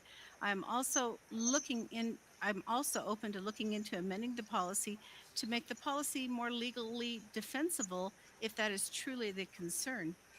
Under Colorado civil rights protection, gender identity and gender expression are protected classes. Sex is also a protected class under Colorado civil rights. I feel like we are telling students and their parents, if you are concerned about sharing private spaces or who is there for you or your student, that you are the problem for desiring privacy. Also, under Colorado House Bill 23-1057, it specifically talks about how non-gendered single occupancy bathrooms improve safety for transgendered students. It is my understanding under the Coy Mathis decision, the only option that was given that student was the nurse's bathroom. They did not have a non-gendered single occupancy option as is proposed in JBAA. If this issue would have come up when I was in high school, my dad would have spoken to the board. He would have done the same for my daughter as he was the ultimate girl dad. I miss him. We have received an allegation of a violation of sunshine laws. This is a serious charge which should be looked into, and I would like to know if policy JBAA was discussed in that closed group before a final vote is taken. I have also heard of a community member who was allegedly targeted in that group. It is reprehensible that a parent who comes to speak at public forum is made a target for people who may not agree with her. Is that kindness? Is that valuing all people?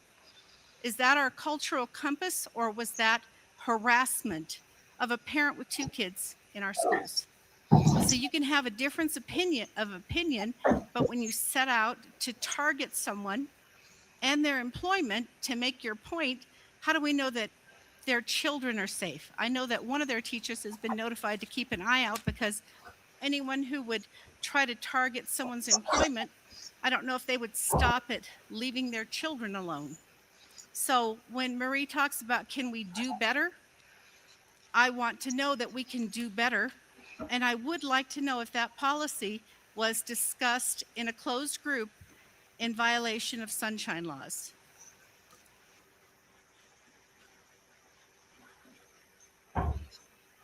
Further comment?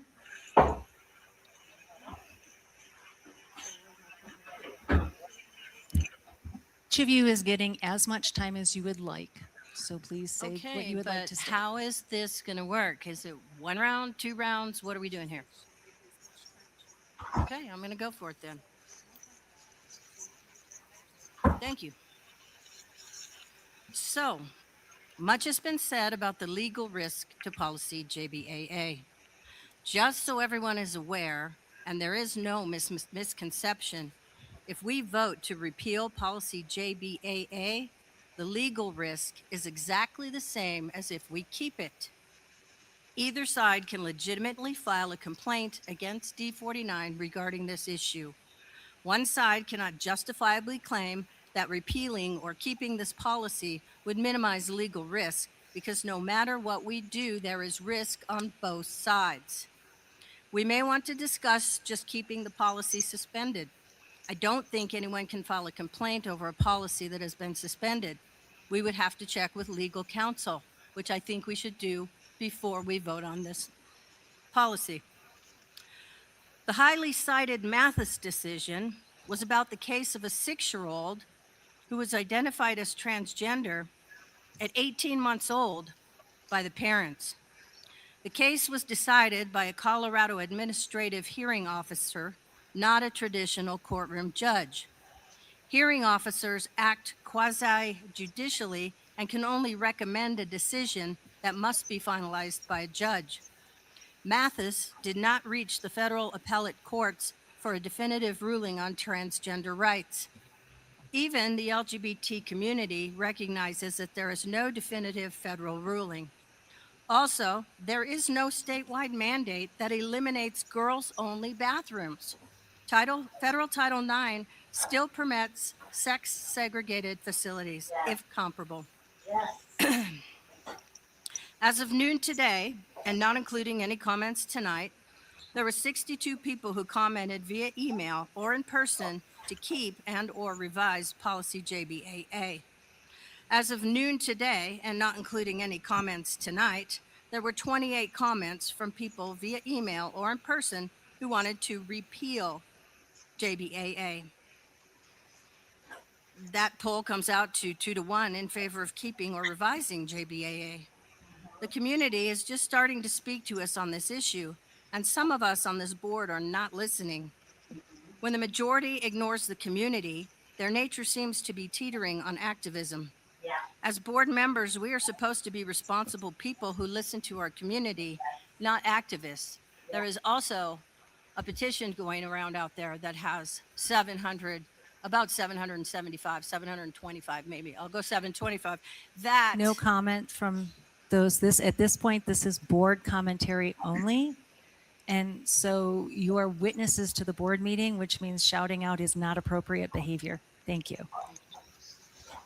So there's about 725 I'll go with also that want to keep JBAA. So it looks like it's pretty fairly split, doesn't it? Maybe we should keep it. Maybe we should keep the suspension so that nobody on either side sues. Money spent on litigation, though, is not the only dollar hit we could take by repealing this policy. Many community members will pull their children from our schools if we allow loose bathroom policies or practices and they disagree with them. Each student brings in a per pupil revenue from the state of about $11,000.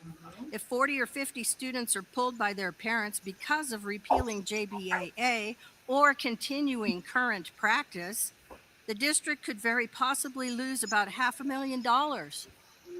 Parents have choices, and $500,000 is nothing to sneeze at. In addition, 10% of D49's revenue is from federal funds, which could be withheld if we do not follow the enforced federal requirement. An executive order is an enforced federal requirement. Also, Colorado law does not necessarily supersede federal law here. Federal preemption could apply if a direct violation is proven. State laws may offer more rights. However, when in direct conflict with enforced federal requirements, federal law prevails. Finally, if the district just follows the same transgender practice that we have had for the last decade, we should be responsible to our community and let them know what that practice is. A lack of candor is unacceptable. Some families would be fine with it. Other families would be very upset to know what that practice is. No one is asking for names. Sharing names would be illegal. But students and parents should know what the practice is so they can be informed to make their own personal decisions surrounding facility use. What's good for the goose is good for the gander. If we continue to use the practice that we have been using for the last decade, there will sometimes be students who use their bathroom of identity, not biological sex. Students and parents need to know this.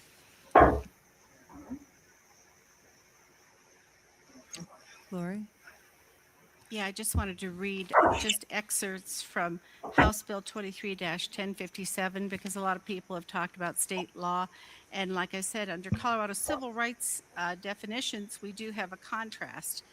Right here, just a few provisions. Experts from health providers to faith leaders, including the Occupational Safety and Health Administration, stress the need for single occupancy, non-gendered restrooms. Also, using gendered facilities can pose health and safety issues stemming from experience of harassment and physical threats in gendered facilities, regardless of which gendered facility they use or their physical presentation. Due to these experiences and associated stigma, some people avoid using public restrooms whenever possible and may refrain from eating, drinking, or relieving themselves for extended periods of time in order to avoid gendered facilities. Delaying or avoiding using the restroom can have physical health implications. So I also want to make a comment that I don't want to see any student bullied, regardless of how they present, regardless of their gender identity. Bullying is another violation of our cultural compass. And I have to include one more time, that includes community members. Thank you. Mike? So policy JBAA is in direct conflict with state constitution and state law. We had a reminder in this room a month ago when two of our board members came and took the oath of office, and that oath includes that we will follow the Colorado Constitution and the laws derived from it. And so it would also be a violation of our oath of office. It's a violation of our fiduciary duty because it is designed, just as policy JBA was, to initiate a lawsuit that would lose all the way up to the Supreme Court with the idea of changing Colorado law. Now, if you don't agree with this law, there are other means to address that. You can advocate, you can vote, but to do that on the backs of our students, when we've already heard from some of them today talking about programs that they are losing because we don't have the financial resources to fund them, that is just wrong. If you want to, have your own lawsuits and pay for them, I welcome you to do so. but you should not be doing it on public funds. And it's a violation of common sense. I mentioned at the last meeting, a boy who had a simple typo, clerical error on his original birth certificate, lives in Mesa, Arizona. He got yanked off the boys basketball team. He's an 8th grader. Under policy JBAA, he would have full access to all of our girls' bathrooms and locker rooms.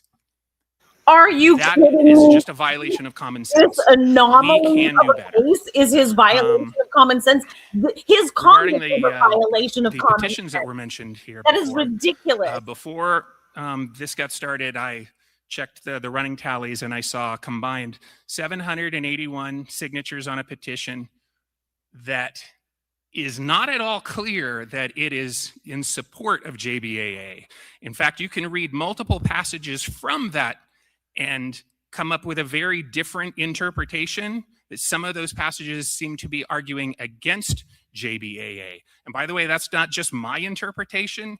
Christy Davis and I agree on very little, but she was notifying people saying, please don't sign this because it is not supportive of JBAA. On the other side of the ledger, so there were 781 signatures total at the time I took account. There are 983 combined signatures on an electronic and a paper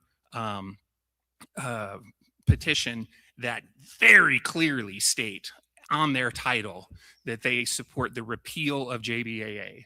So I think we've surveyed the community and we've got an answer there. Another comment I keep hearing over and over and over again is that there's not separate bathrooms for girls and boys. And I cannot emphasize this enough. Yes, there are, and they are clearly marked. I've been in our buildings and I've seen them, and I've even used the appropriate ones. And I got to tell you, if a parent has identified their kid as trans and that kid wants to have access to the bathroom that matches their identity, we're talking about a very, very, very small percentage of our students, most of whom prefer to use the private bathroom anyway, which we can give them that option, but we cannot require it. That would be a violation of not only the state statutes, but the 14th Amendment. So we keep hearing from our students over and over again, we don't care who's in the bathroom. We've got 5 minutes of passing and we just want to use the bathroom and leave.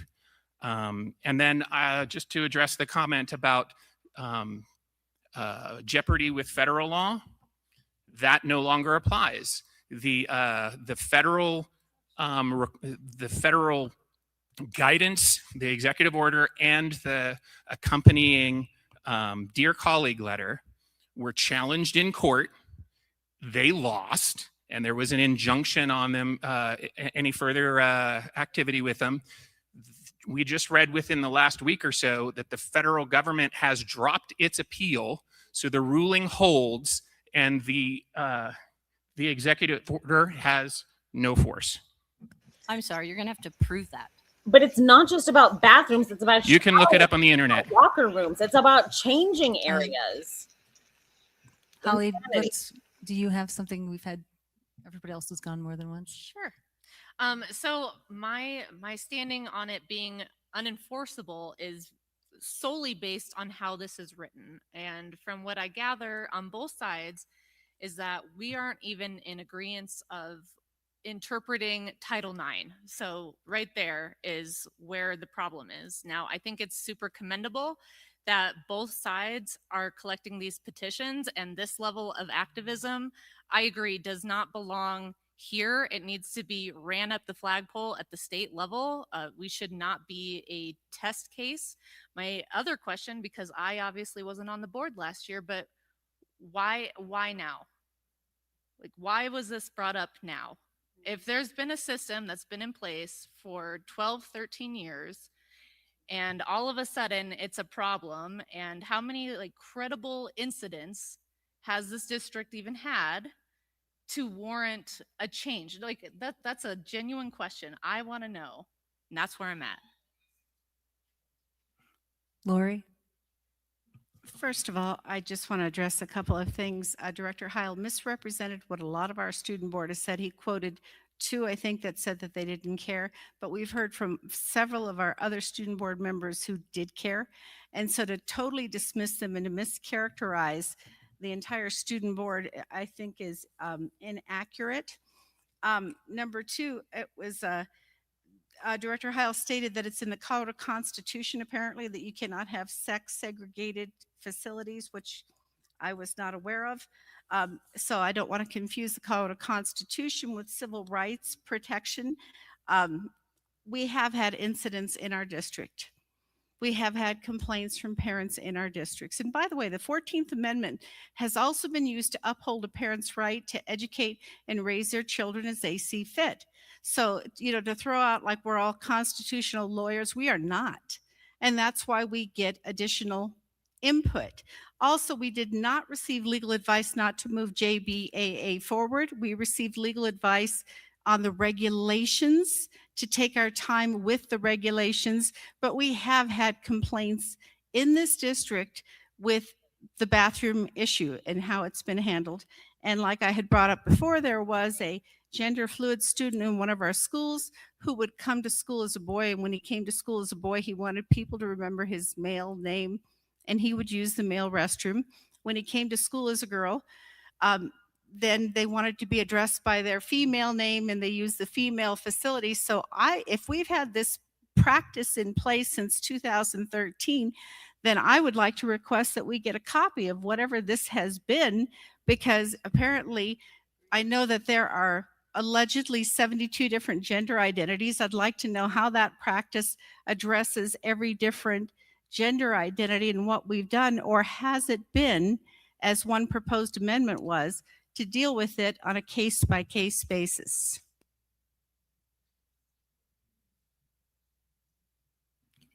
You two, student Gannon or Emma, would you like to speak? Yeah. I personally feel that JBAA does a good job at prioritizing safety.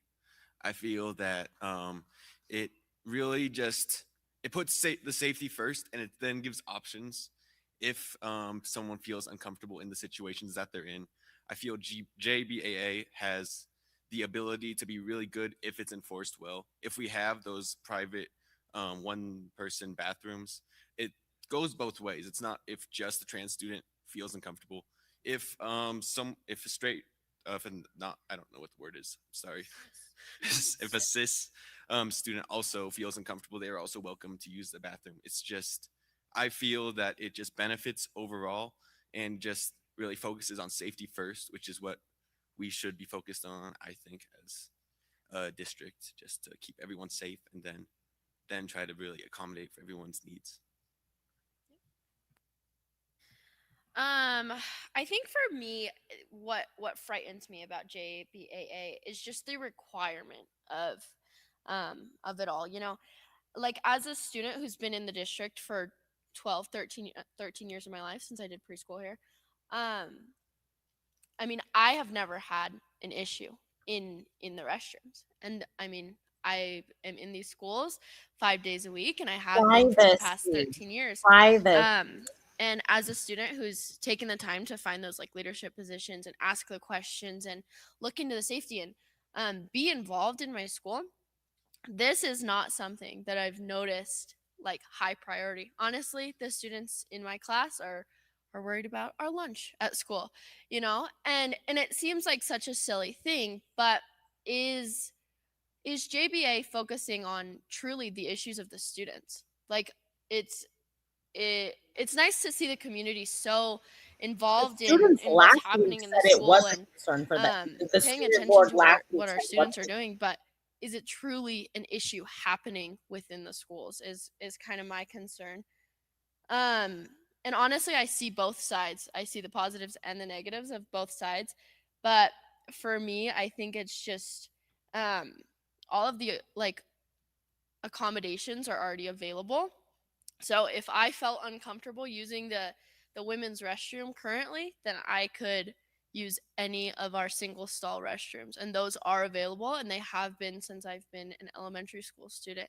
And I think that those things, I mean, I've been raised with great admin, honestly, but I think that those things are communicated well already, and maybe if we don't go through with JBAA, we just kind of encourage our admin to make those accommodations known, because I think that that could also be an issue, is like, hey, are these available and easily available?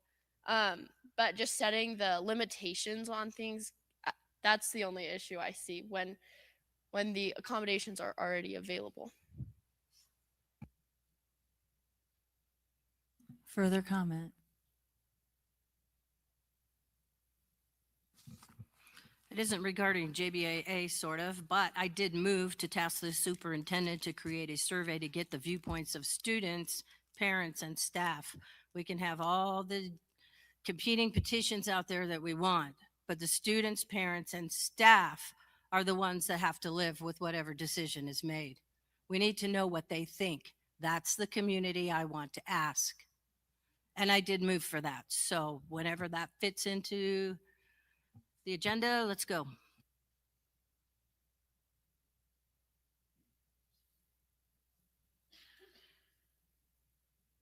Well, and you can't add specific, I mean, that would be a tasking, but either way, at a special meeting, you need a vote of 5 to add anything.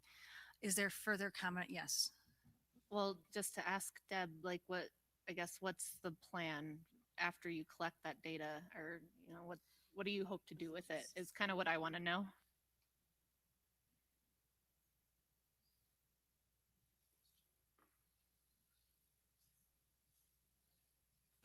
Well, actually, I would prefer to just suspend JBAA until we hear from the students, the parents, and the staff.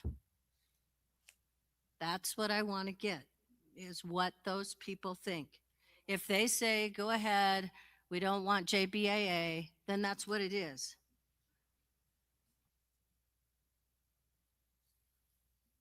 Mike? So that's essentially what I've been doing for the last 10 months, is hearing from the community, hearing from the parents, hearing from the students.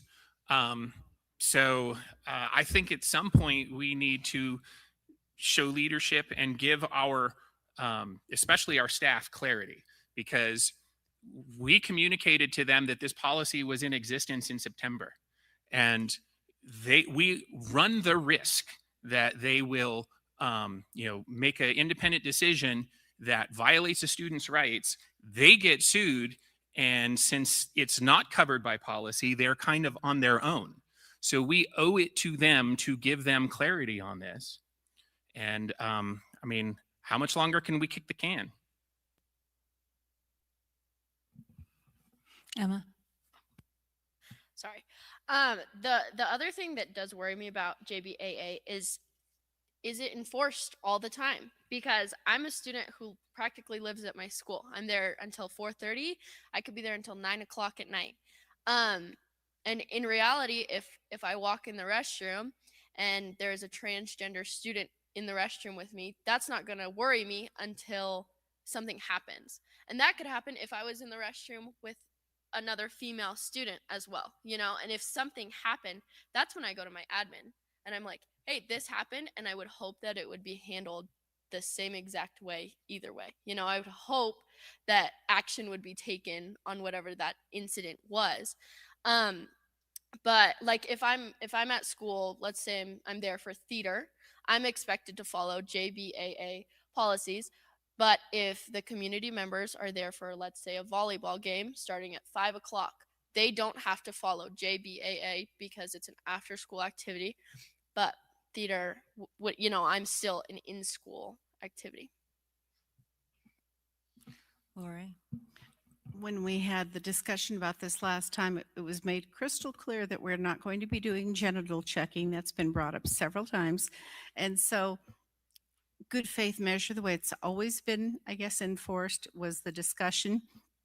And so that was discussed, and actually it did apply to after school activities, but there were going to be exceptions in the regulations, because it was brought up when we have a visiting team.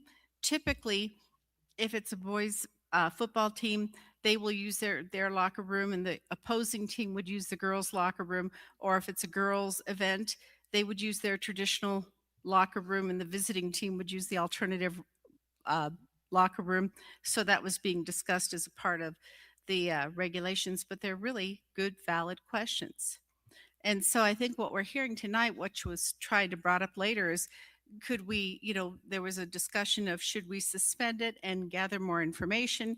And then right now what we have on the table is a motion to repeal. And so I think that's what we're discussing at this moment. What about my motion from 2 items ago? It was never seconded.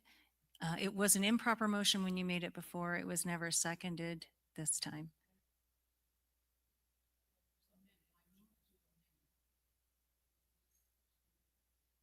Yeah, right. The motion on the table right now is the motion to repeal. That was the one moved and seconded. Well, I would like to have a motion to suspend, to keep it suspended, because nobody can sue when it's suspended. As far as I know, we'll have to check with the lawyer. We need to check with the lawyer. We still need to ask the students who protects the privacy and modesty of some of these girls that aren't comfortable. I think we need to keep it suspended and find out more information. So if it's suspended or it's repealed, it has the same effect.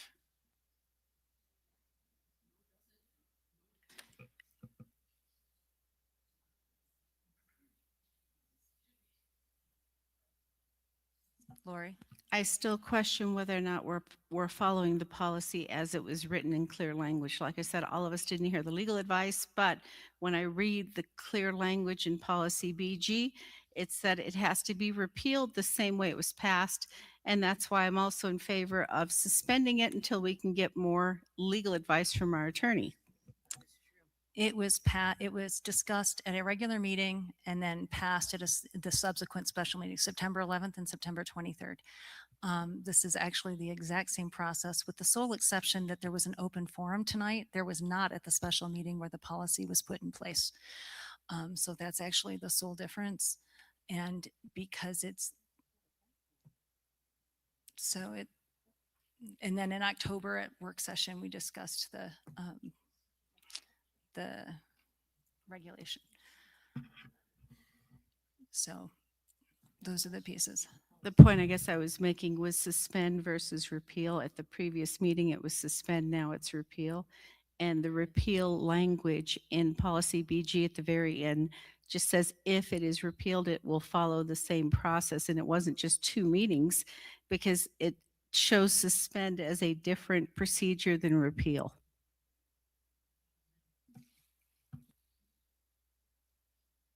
Counted as the reading, just as it does for any other emergency adoption or emergency repeal when there is legal question. So which we do often when the legislature has an action, but in this case is because a policy was put in place that violated, and it's not the Mathis decision is a state decision. It didn't go through federal court because it was based on the Colorado Anti-Discrimination Act, which is a Colorado law, which means therefore it goes under Colorado OCR, which every school district in the state of Colorado has followed since 2013.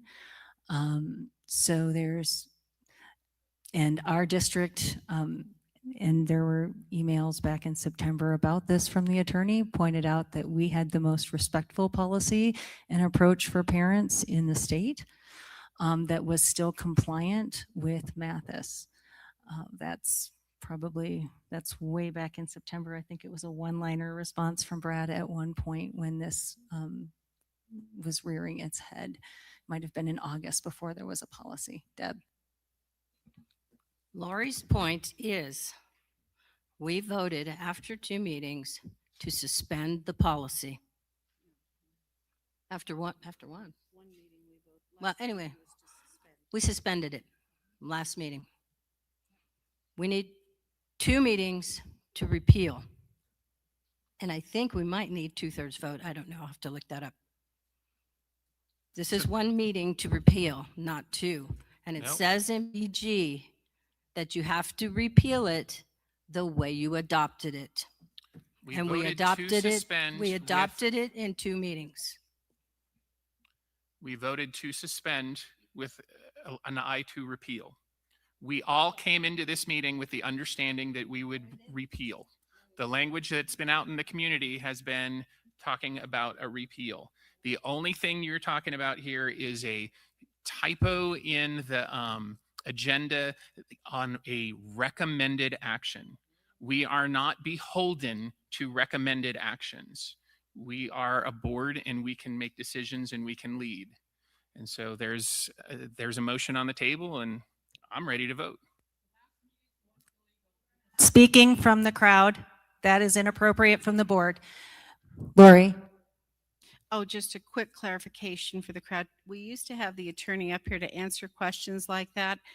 Because of the fiscal exigency, the legal contract was renegotiated where the attorney is no longer present at our meetings. So when you hear us, like I've heard Mr. Miller be quoted so much for a man who isn't here, but that's why we were just asking for further clarification if we're doing this.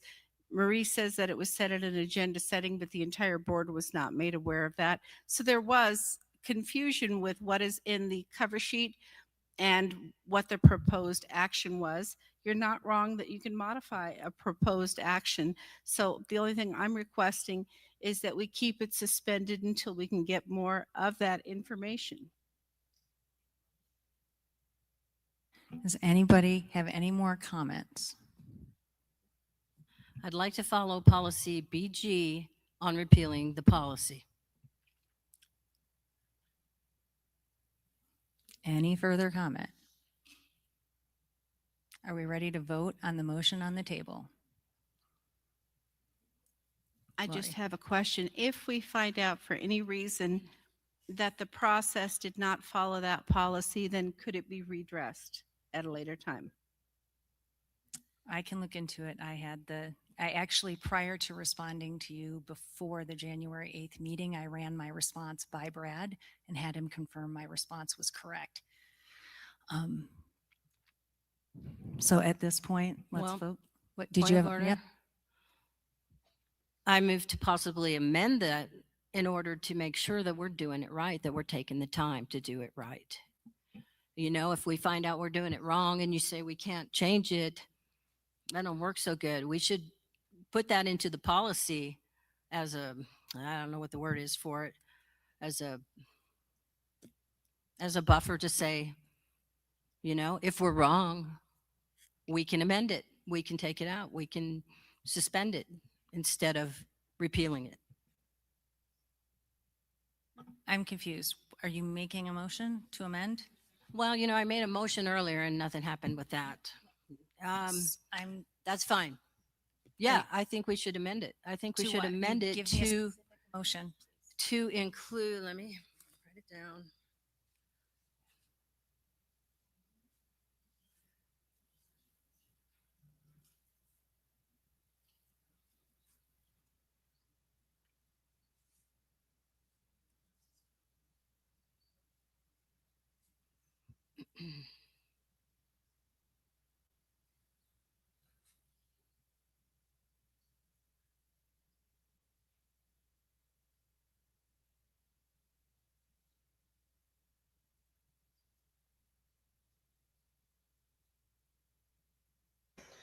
Hey friends, thanks everyone who's been watching, by the way.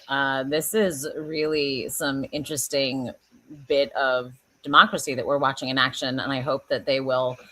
I move to amend policy JBAA to include provisions to suspend should legal counsel find we have done this wrong. Point of order, the motion on the table is to repeal.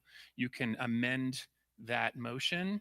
Otherwise, we need to vote on that motion before we can entertain any further motions. And we can't.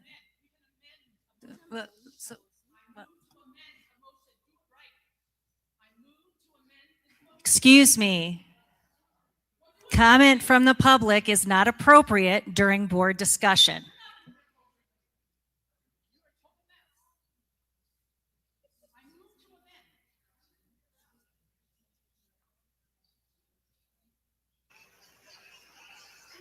Yolanda, tell us who's commenting in the public. I'm curious.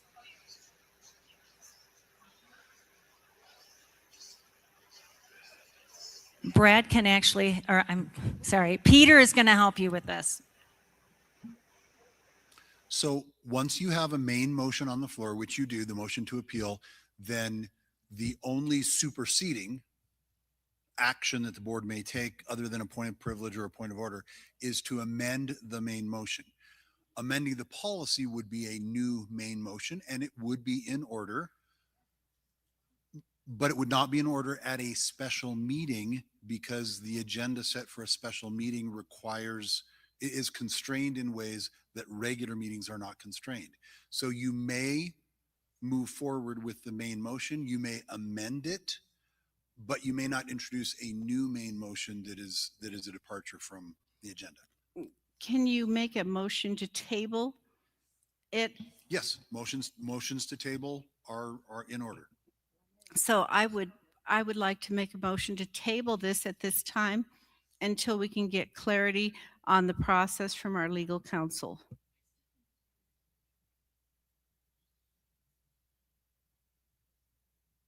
Second. Any discussion? So we're now, Again, I still think we need to ask our students, our parents, and our staff. So I will go with the motion to table it. any other comment?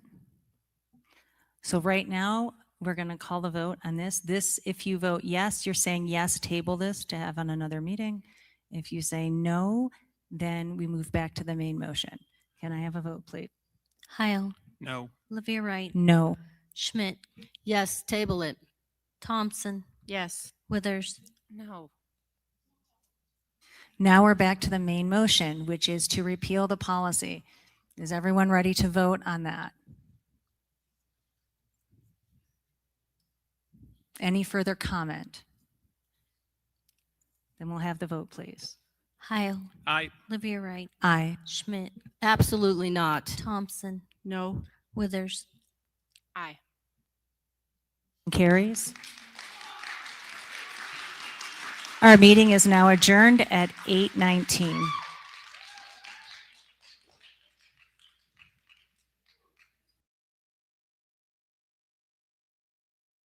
Friends,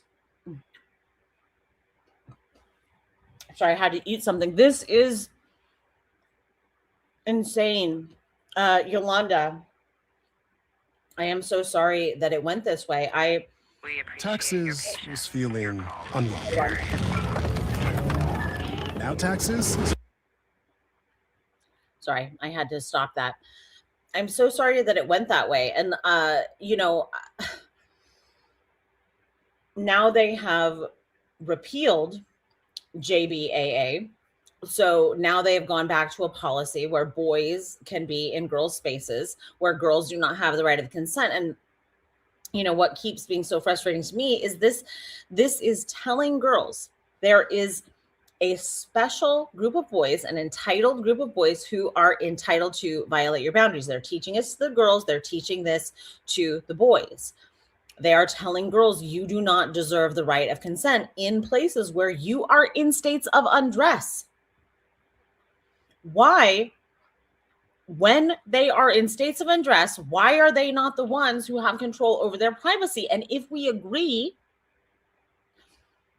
I think gender is sexism, sexist stereotypes, but if we agree with gender identity and we say sex is different than gender identity, then why are these spaces segregated by gender identity?